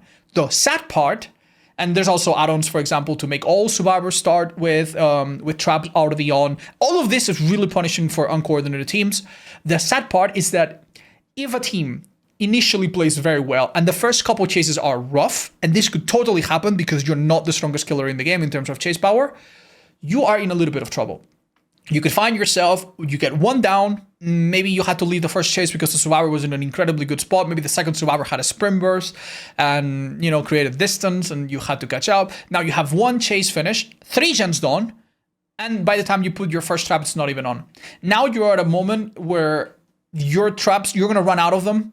you're going to run out of time to put them, and you're not going to get the full value out of them. If you do get the full value, this pig is now a little bit more consistent than before. Before, some years back, when you put 4 traps on the ground, it was complete RNG. Survivors could remove them on first try, all 4 of them, if they were very lucky. Now, it's kind of a control RNG, where if someone removes it first attempt, then someone else would take a bit longer. And on average, it will always amount to the same amount of searches, which can be delayed and increased with add-ons, which are pretty mean. This killer has great add-ons for game delay and to make that part of her power better, and some chase add-ons that make her a little bit okay, that are not super impactful. They don't immediately make her power way more threatening, except maybe for the auto one that has a significant downside. But anyway, add-ons aside and head popping aside, this killer is a great noob stomper, and it's a great average killer, but it's one where the weaknesses are very out there and very simple and bare for everyone to see. The Cannibal. The Cannibal is an interesting killer. It's almost like he's been changed, but then not really. He used to be an insanely good face camper. And now, obviously, face camping has a massive danger because survivors can unhook themselves. He also used to be really good at hitting survivors off the hook immediately. And this has been corrected, but it still works. You can still occasionally camp. Hitting a survivor off the hook apparently should not work immediately, but I'm going to be honest, I've done it so many times. I've had so many times where a survivor off the hook takes a hit and then I hit them immediately after. This is a killer that's really good at hitting multiple survivors and punishing survivors that get close.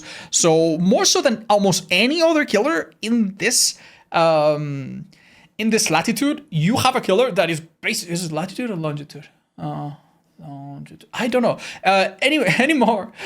So much more than any other killer on this row. This is a killer that can punish survivors blundering and getting close together. And there are some add-ons that allow you to maybe immediately regenerate your tokens and increase this capability, right? But what happens if survivors have actually a brain and play well and split up, which is the main thing to do against Bubba, right? He has a strong presence. You can't be caught in the open. So you want to split up. Well, this killer doesn't do so well. It used to be that this killer was really bad, and after a certain rework, he was okay, and even quite oppressive in some ways, but he needed add-ons. His base kit Chainsaw did not go long enough, a lot of people use chilies, and did not go fast enough to really mind game and catch good survivors, so a lot of the high-level players use the engraving type add-ons, the beast marks and the knife scratches, right? These add-ons have been made partially base kit, which is good. But when I look at Bubba players, they still run them. Like, what's the point then? It's almost like the killer now as a base kit still needs, it doesn't need these add-ons as much, but still wants them. Even though this killer has a variety of add-ons, some really useless ones as well, to be completely transparent with you. Even though he has a variety of add-ons that seem okay, the truth is, people still feel like his Chainsaw is not good enough on its own, and they still feel the need to run the engravings and the other add-ons that I mentioned. So that's a little bit disappointing. This killer doesn't feel super great without those. And then on top of that, much like Billy, he is a killer that gets really heavily countered by windows. His Chainsaw cannot go over windows and cannot shred them like it does pallets, right? So you typically will want to run a perk like Bamboozle or Crowd Control or something like that. Otherwise, you could go into a map like, for example, what's a map with a few strong windows? You could go into a map like Batham, for instance, and it would be rough. It would be pretty tough to deal with Shack. It would be pretty tough to deal with some main buildings here and there. So a lot of the add-ons are basically predetermined, and part of the build is already predetermined, and you're not great at using instant down perks. Obviously, you don't need them. You're not great at using perks like Surge either. You don't have any crazy map mobility. So you're a killer that has quite a bit of restrictions on what perks and builds and add-ons you can run if you want to keep up with survivors. So yeah, that's not looking so good. He is perhaps the killer that is the single one killer that is most affected by the pallet density upgrade. Now, what you need to understand about pallets is that they stop a Chainsaw. And even if the pallet is really bad, because the Chainsaw slows down the killer a little bit, a survivor that has an infinite amount of pallets will often force you to M1 them and make the Chainsaw really difficult, right? And if you keep using the Chainsaw to break pallets, it goes on a short cooldown and you need to do the charges. So even relatively weak pallets, if they are numerous enough, counter his Chainsaw. The extra lockers also, I guess, help a bit against killed survivors. with skill survivors because they can use lockers to sometimes juke your chainsaw. So all of these new changes to Bubba do not help him very much, and they are now another hindrance on top of weird hitboxes, inconsistent hitboxes, and all of the issues that I mentioned. The fact that many survivors nowadays are running Springburst Vigil and the usage of exhaustion per among survivors seems to be an all-time high really doesn't help him either. He's a killer that was never among the best, but that at some point, honestly, was in the middle of the tier list in a pretty scary moment. Those were also times where playing defensively was more meta. Like we mentioned for Huntress, for Trickster, and for Hag, there used to be a time where you could hook a survivor, and in no time at all, so they were dying on the hook, and their teammates had to do something or be in a 3v1, right? That sort of playstyle has just died out a little bit more each time we get a new update that changes the hook stages or the anti-camp and all of that. So yeah, this killer has just slowly sunk. And despite some small buffs here and there, he seems to be in need of a buff or a rework on his add-ons that makes him truly less add-on dependent. Something similar to what Pyramid Head got, I think this killer needs in the short term, I hope. Moving on, we have Myers. A lot of people will have skipped to this point of the video because they want to know why this killer that just got reworked is so low. He seems to have gotten a lot better and has some crazy new abilities. So how is he almost exactly where he was before? Or in some tier list, I guess pretty much in the same spot. How does that happen? If you skip to this part of the video, I have to say, you've missed out on some crazy shenanigans that we did earlier. We had a clown in the background juggling stuff. There were some explosions, so please go back and watch it. But let's talk about why this Myers updates has fall flat a little bit. The good news is that this killer, before I say anything else, as I said earlier on, there is a buff coming for this killer. So everything I say right now, take it with a grain of salt. By the time you play this killer in a week or two or in a month, maybe he's already better. And that's awesome. Let's talk about the good things that the rework brought. The rework eliminated some of his really stupid add-ons that made Myers very, very, very scary. When you played against a Myers in your average high MMR lobby, honestly, it was a toss. It could be an easy game of just an average stealth killer, maybe a little spooky here and there, or it could just be a nightmare. It could be a nightmare. Maybe he sent you to a map that made everything indoors and he has an add-on to see you through walls. They cannot do this anymore because map offerings have been nerfed. Or maybe he had infinite tier 3 and if your teammate fed them, now it's infinite tier 3 and it's really hard to rescue and it's really hard to outplay. Or he had a tombstone and someone fed him, he walks to you and then he stabs you and you're dead at 5 gens or 4 gens. That was awful. That was horrible. He was a really weak killer, but he had these few things that were really, really, really, really stupid and possibly really unfortunate. Now, he is a more balanced killer. They've removed these extremes and they've also buffed his weakest position. So at his worst, he's better. And at his scariest, he's now a lot more predictable. There's no such thing as infinite tier 3 anymore. There's no such thing as getting tombstone early on. And because of the map offering changes, this killer is far less scary than before, at least guaranteed, right? So that's great. He's been balanced a little bit to be less extreme one way or another. However, how does he work now? Right now, instead of having to climb out of tier 1 and being useless at the start of the game, this killer has basically 3 modes. The normal pursuer mode, he is a normal killer with a, I think, normal terror radius, if I remember correctly. I think so. And he has a few enhanced abilities. Like he can break stuff a little quicker, he gets stunned for a little less. It's all right. It's the normal Myers. It's a little bit better. It's nothing crazy, really. But that's okay. And he moves at normal speed. Then he has the Stalker mode. In the Stalker mode, he has no terror radius, which is nice. And that's wonderful, but he moves very, very slowly unless you use a certain add-on, in which case he moves at 110, but it's still slow.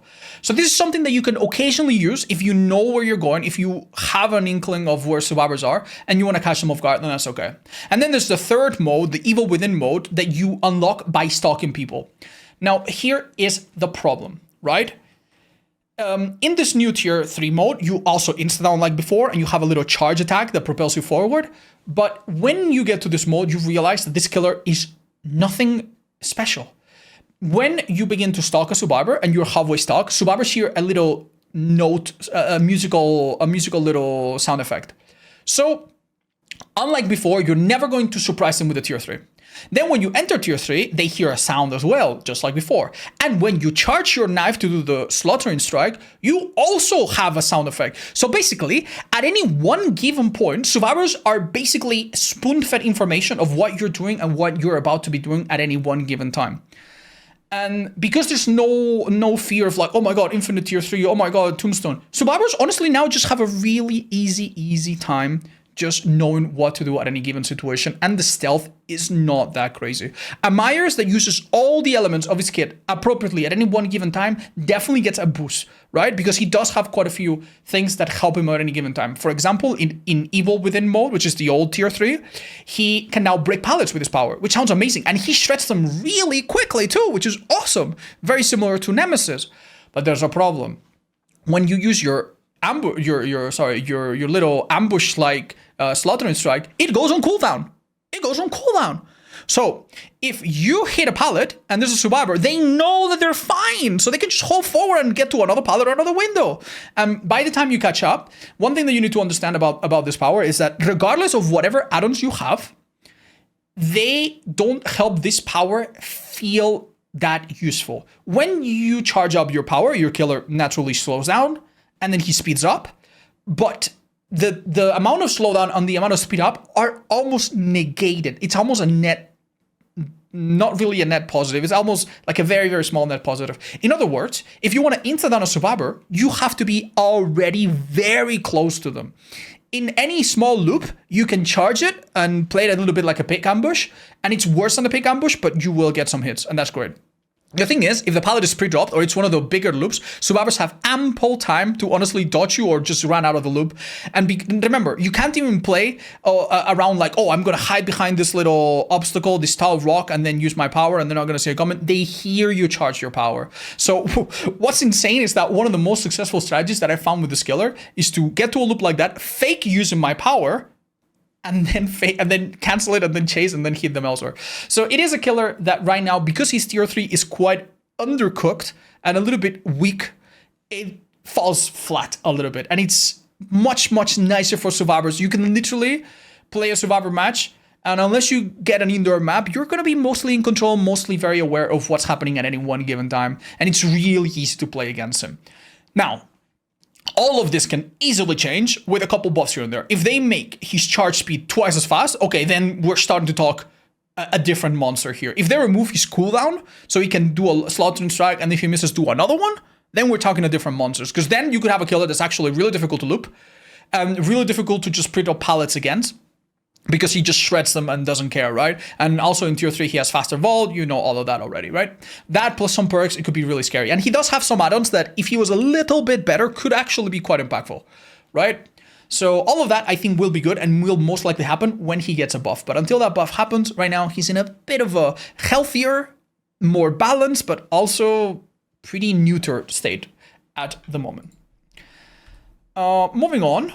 We have the Legion, who has received relatively recently some buffs to his cooldown.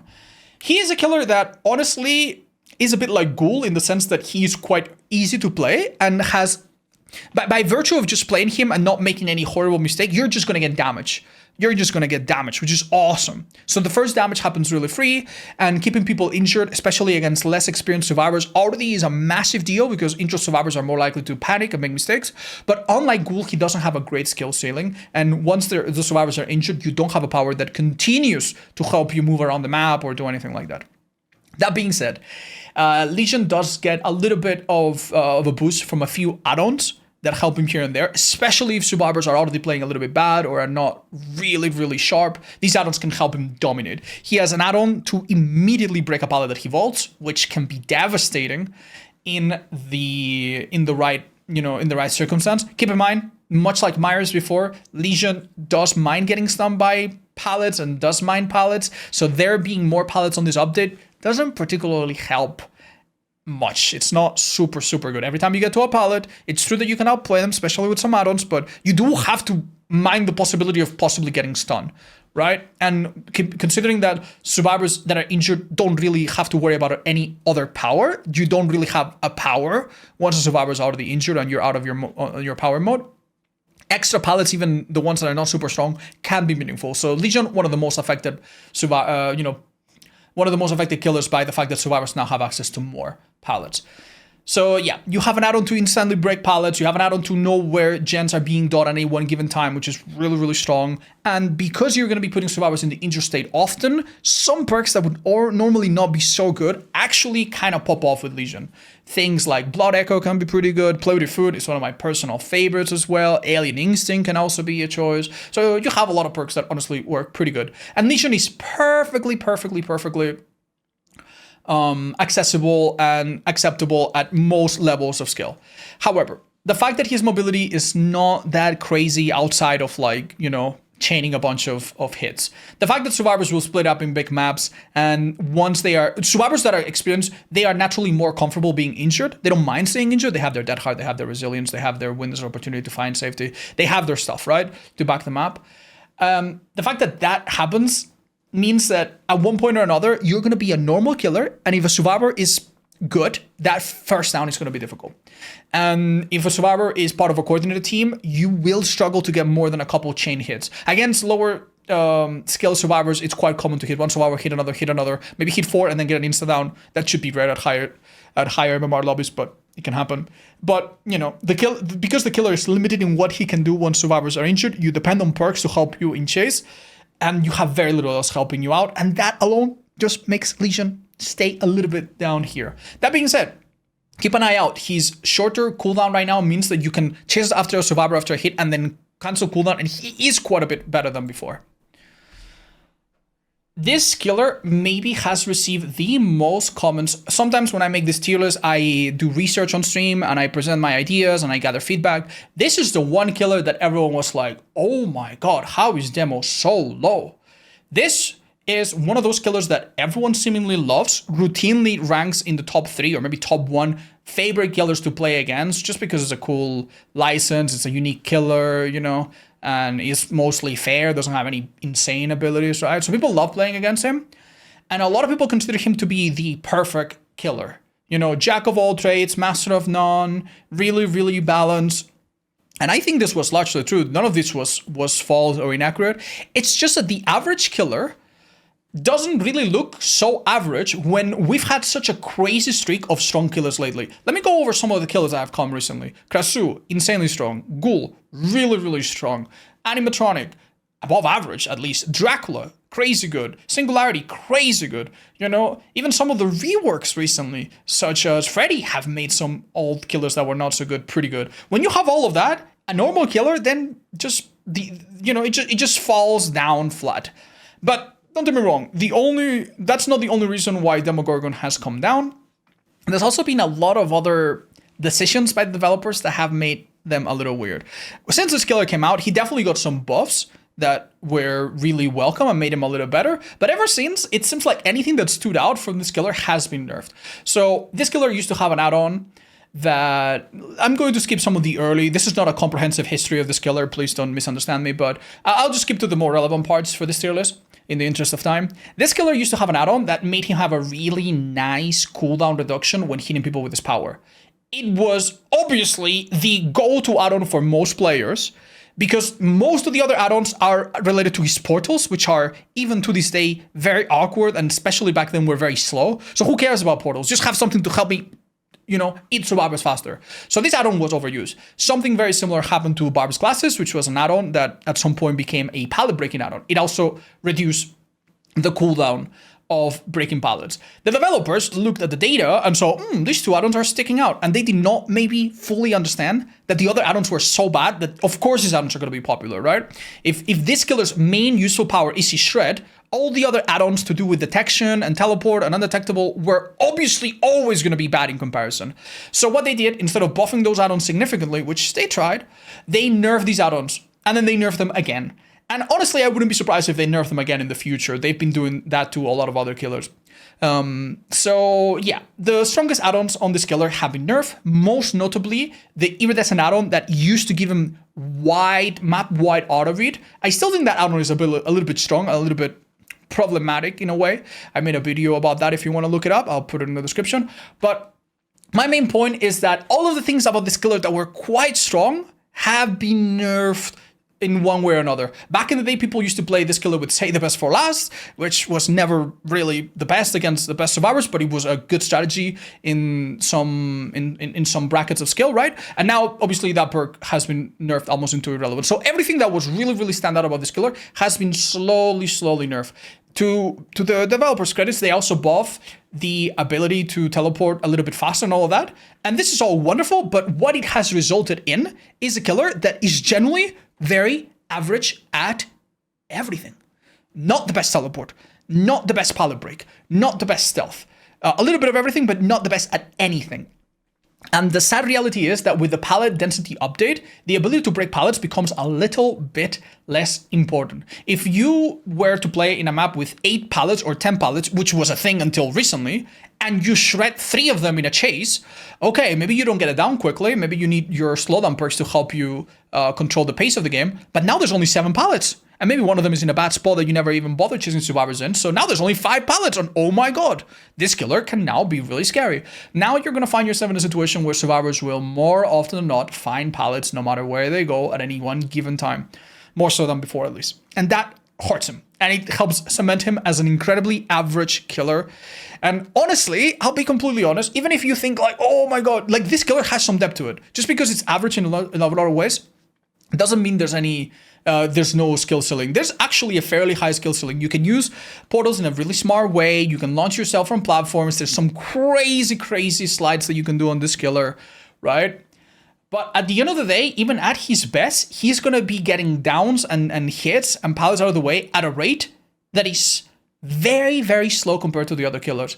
And whereas other killers don't need any help with perks to be good, this killer maybe does. And whereas other killers like even Doctor or possibly Artist can get hits even with pallets up or down no matter what, this killer is going to be eating pallets for breakfast. And ultimately, I think that holds him back. It generally is a testament to how strong the other killers have gotten, that a killer that is honestly so well-rounded and so balanced is this slow in the tier list. It shouldn't be cried off as a horrible crime. It's just a testament that all the killers have gotten stronger. I think that's what we can say about them all at the moment. Ghostface. I know some people are upset to see killers in the D tier.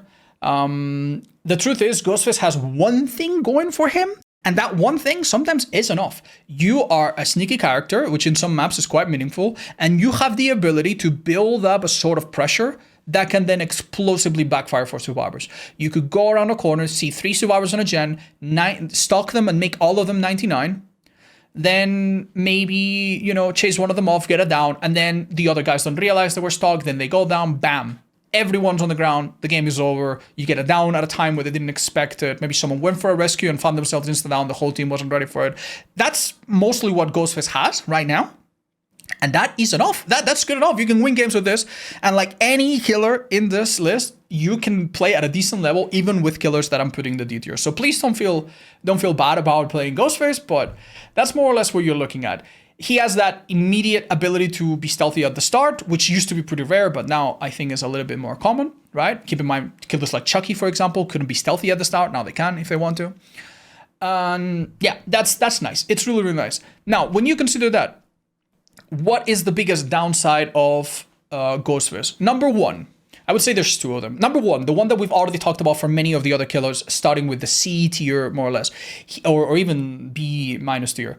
He doesn't have any crazy mobility or any crazy teleport, and that just puts him in a different level than some of the killers that can teleport and move really quick. Any amount of exhaustion perks is going to hurt you. Any amount of holding forward is going to hurt you. If there is a long fence and survivors run around it, you don't have the ability to go through it. You don't have the ability to slow them down. Basically, there are some minor add-ons that can give you a speed boost and some perks here and there. That are more or less popular on Ghostface, but you basically have no help. You really are the most basic killer in the world. Any survivor that generally knows how to play a tile will use it. You're not going to do anything that any killer can do, with the maybe possible exception of crouching. Crouching in some places can sometimes, make a survivor lose you. That's great. But there's a limited usefulness to that. And needless to say, having extra pallets doesn't help in this current update. So that's kind of bad. So that is mostly his main weakness. But there is another. And I think that Ghostface almost compared to most killers, has the fewest amount of nuclear options. What is a nuclear option? What I think of when I think of a killer, right? I think it's useful to think, if this killer is pissed off and has had 5 bad games, what build can this killer run to be really, really, really mean? On Singularity, you could go for a crazy slugging build, right? On Nurse, you could go for a crazy slowdown build. On Blight, you can play with no perks and that's already good enough. There are some killers out there that have like 1 or 2 or 3 different builds that are so mean, that are so oppressive, even if they normally are average killers. Maybe they have that one thing to fall back on. Ghostface doesn't have that. Ghostface has nothing that is that insane. Some of his best add-ons are slightly faster recovery of his power, slightly faster stalking on survivors. Oh, and if you use your power on down survivor, you get to see where everyone else is. Getting to see where everyone else is, unfortunately, is not that insane because other killers, they already have that, or they can just go around the map so quickly that it doesn't matter anyway. So the strongest builds that you can run on Ghostface and the strongest add-ons that you can run on Ghostface aren't even that insane. Back in the day, you could have done the funny thing of like sending survivors to Larry's Memorial Institute or some other indoor map of your liking.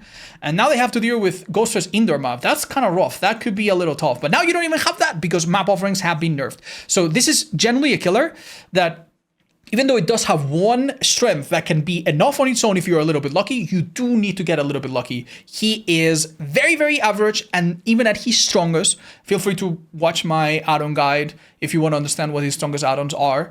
It's really not that threatening and not that hard for survivors to play around if they have a minimum of coordination and, you know, and last a minimum amount of time in chase, which they will because their perks are typically pretty good against you. Number 2 worst killer in the game, often number 1 for many years, is the Trapper. And I have a soft spot for the Trapper. I used to main him, so when I say bad things about him, trust me, it does not come from malice or ignorance. It comes from a sad resignation of like, yeah, this killer has just gone down. So much like Huntress, much like Hag, this is a killer that obviously thrives in defensive situations and still does. Sometimes you put a survivor in the basement, trap all exits of the shack above the basement, and yeah, good luck getting in there. You're not gonna get out, you're gonna die. So every now and then that still works. And you will have situations where you hook a survivor, someone steps on a trap, now bam. It's a whole snowball going on. But it is undeniable that the game has moved away from that sort of gameplay being standard. If you hook a survivor in the basement with Trapper, you can genuinely, as a survivor, literally just do gens. Just do gens. Just do gens. If the Trapper ever steps out, maybe you go in for the rescue. If the Trapper never steps out from the basement, he will very, very slowly but surely give anti-cam, and the person in the basement can self-unhook when they have like 1 second left. You know, they will be on stage 2, they will be dead on hook, but if they have decisive, they'll probably get away with it. So, yeah. The specific counterplay for Trapper has been limited quite a bit. This killer, you could sabotage his traps, you could use map to find his traps, you could do a lot of things like dead hard through his traps. Most of that has been removed, and that's awesome. And he's even gotten some buffs here and there, like the ability to carry extra traps, some add-on tweaks here and there. That's all good. The speed boost that he gets when setting and resetting traps, that's all great, but it does not help to catch up to the fact that survivors get stronger and stronger, the maps get bigger, there are now more pallets. Needless to say, if you have 10 pallets and you have 10 traps, I mean, it's obviously not 1-to-1, but you can trap a bunch of them, and now it's almost as if there are 0 pallets on the map. But now there are extra pallets, and it's not so easy for you to control where survivors go. And yeah, we are moving towards a different state of the game, right? Back in the day, just so you understand, some of the maps had insanely strong windows, especially around main buildings, and not that many pallets sometimes, which meant that it was not that difficult for you to understand the rotations that survivors would make, and to put traps in key specific areas that would shut them down or even catch them if they weren't paying attention. Now, main buildings have more windows, but they're weaker. They are more pallets, but they're weaker. And even though for most killers this is good, for Trapper, it does make the job of predicting where the survivors are a little bit harder. We also haven't talked about the fact that grass, which used to be really thick and everywhere, for the most part, in most new maps and most rework maps, is really easy to see through. I did make a video talking about the elephant in Deputy's room, which is how badly the Trapper has fallen off. So if you want to see a whole documentary of how this killer went from being so good to being so unfortunate, I think that is a more thorough analysis. But for now, all you need to know as a survivor is that you need to do 3 rules, and Trapper will be sorely stuck in D tier forever. Number 1, if you take a hit and you're healthy, first of all, don't risk going through pallets or windows that you think could be trapped. If you're healthy, take the hit and run to a direction that you know the Trapper has not been in. If you spawn in Shack, run back to Shack. If you spawn in main building and you know he's been in Shack, don't go to Shack, go back to main building or to a corner of the map. Basically, take the chase to the areas that you know are safe, number 1. Number 2, avoid basement. Simple. Find out where basement is. Check main. It's not in main? Okay, it's in Shack. It's not in Shack? Okay, it's in main. Find some maps only have 1 basement. Avoid going down by basement at all costs, because you never know how bad your teammates will deal with getting you out of there. You could die in there. And number 3, and this is the simplest, if you are outside of chase, do not hug things tightly and check the grass in front of you. Basically, don't step in a trap outside of chase. The killer doesn't have enough traps to put them everywhere. He's going to put them in grass or around corners. Just walk a little carefully outside of chase. Look where you're stepping outside of chase. In chase, obviously, it's a little harder. And if you never get caught in a trap outside of chase and do the other 2 things that I mentioned, this killer is so unbelievably bad. But it does beg the question, why isn't he buffed? And why isn't he at the bottom of the tier list? Well, the thing is, a lot of new survivors struggle to follow these 3 simple rules. And also, this killer is designed in a very evil way. Some of his add-ons punish survivors for doing things that make sense. You disarm a trap, it gets reopened. You disarm a trap, you take damage. Why?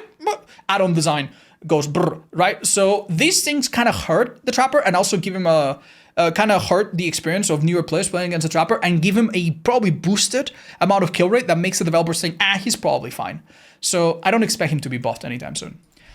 And just like that, fellas, we arrive at the bottom of the tier list. Now, it needs to be said that this killer is pending a massive rework that has been delayed and hopefully perfected. And when this killer is reworked, we probably expect her to be average or strong, who knows. But she probably won't be in this solitary F tier. It's been a long time, maybe ever, since I have made an F tier in a tier list, but I think this time it really is warranted. I'll walk you through a little bit of the history of what this killer has done to be in such a sad jail. When this killer came out, she generally, especially in PTB, she generally wasn't that strong. She wasn't really that good in aggressively chasing people. But this was a time when playing defensively and playing around gens specifically was very powerful. Her power made you, forgive me, her power made you insta-downable when you were in it, and it was hard to get rid of it because she could constantly reapply it. So the idea is that she would sit down, work a rotation around 3 gens, and just kick the gens, and she had add-ons and perks to make the gens basically never ever be completed. This was so bad that they had to nerf Eruption immediately upon her release, and they had to add some kind of fail-safe called the anti-3 gen mechanic, which is now in the game. This was horrendously boring. On top of that, she had the uncanny ability to do 17 things at once. She was a stealth killer that had killer instinct that put you in deep wound, which also made you broken, also highlighted in her radar, and through a series of add-ons could make you mangled, hemorrhage, exhausted, oblivious, and also have smaller skill checks on top of all of that. Do you understand that for a new player, all of this is so overwhelming? Between being boring and being hard to understand, her kill rate, despite not being objectively too strong, was among the best in the game. The developers made a relatively good effort to rework her, and they made it so that it was a little bit harder to just put a drone in a loop, and they basically reworked her in a healthier direction. But her reputation of being insufferable to play against did not really go away. A lot of people were madly predisposed to disconnect. It was the one killer that disconnecting against was socially very acceptable, it seems. And it also didn't change the fact that she was still very confusing. When a killer that is confusing gets reworked and works differently, it's even more confusing. That has happened to Sadako as well. And this was a killer that had an insanely high kill rate as well, just because of the reasons that I explained, right? And it didn't really require a lot of skill. At one point, she really was really strong and it was so easy to play her. The developers decided that a more thorough rework was needed. But they couldn't just leave her in the state where she was so seemingly problematic across so many different levels of experience, right? So what they did was basically butcher her. She got completely slaughtered. They remove half of the drone's lasers. They they basically remove all aspects of like hinder and status effect and stuff like that. Oh, she could slow you down, I forgot to mention that. Then they reintroduced them in a softer way. And they basically just gutted everything about her that was like annoying or even good in the first place. Now, this killer is not completely garbage. She does have occasional stealth, which in some maps can be helpful. She does mess with survivors. People still don't know how to play against her, and has a few quirks here and there that good skull merchants or even average players can sometimes take advantage of, and that's awesome. So if you like playing her, that's all good. And if you ever lost against her, don't feel like you're a failure. That's completely fine. She's any stealth killer can honestly win a game when your teammates are maybe not playing at their best, right? But when we look down at what she has objectively, this is a killer with half a power. The stealth is really mediocre. Bugs and inconsistencies are all over the place. Some of her add-ons literally do nothing and are really, really bad and only were designed when she was stronger in mind, but don't really have much of a place now. And it is a killer that can generally try so hard to do so much and get so little. You could chase a survivor that has been tagged by your lasers and try to put a drone to catch them off guard. But if they do the simple thing of just crouching, it doesn't work. The counterplay to this killer is very, very abundant, simple to do, and sometimes reduces her to being a killer, as I said, with just half a power. For that reason, I think I have taken the extraordinary measure of letting her be on her own on the F tier. Even though we understand why now, it doesn't make it any less sad. Whenever I do challenges that involve me playing all the killers, oh man, playing Skull Merchant generally feels like it's a different game. It's honestly really, really sad. But that doesn't mean that she's in a cool character, doesn't have a cool design, doesn't get some cool skins. So if you want to play her, that's fine. You know, you're just investing in Skull Merchant stocks, and one day, maybe after the rework, she'll be way, way better. Or way worse. Who knows? You'll find out probably in the next killer tier list that will come out in a few months. Thank you so much for watching up until now. I hope it was a good time. I hope you learned something. And yeah, don't forget that we have a website with help if you want to pick up one of these killers that you learned about today. Bye-bye.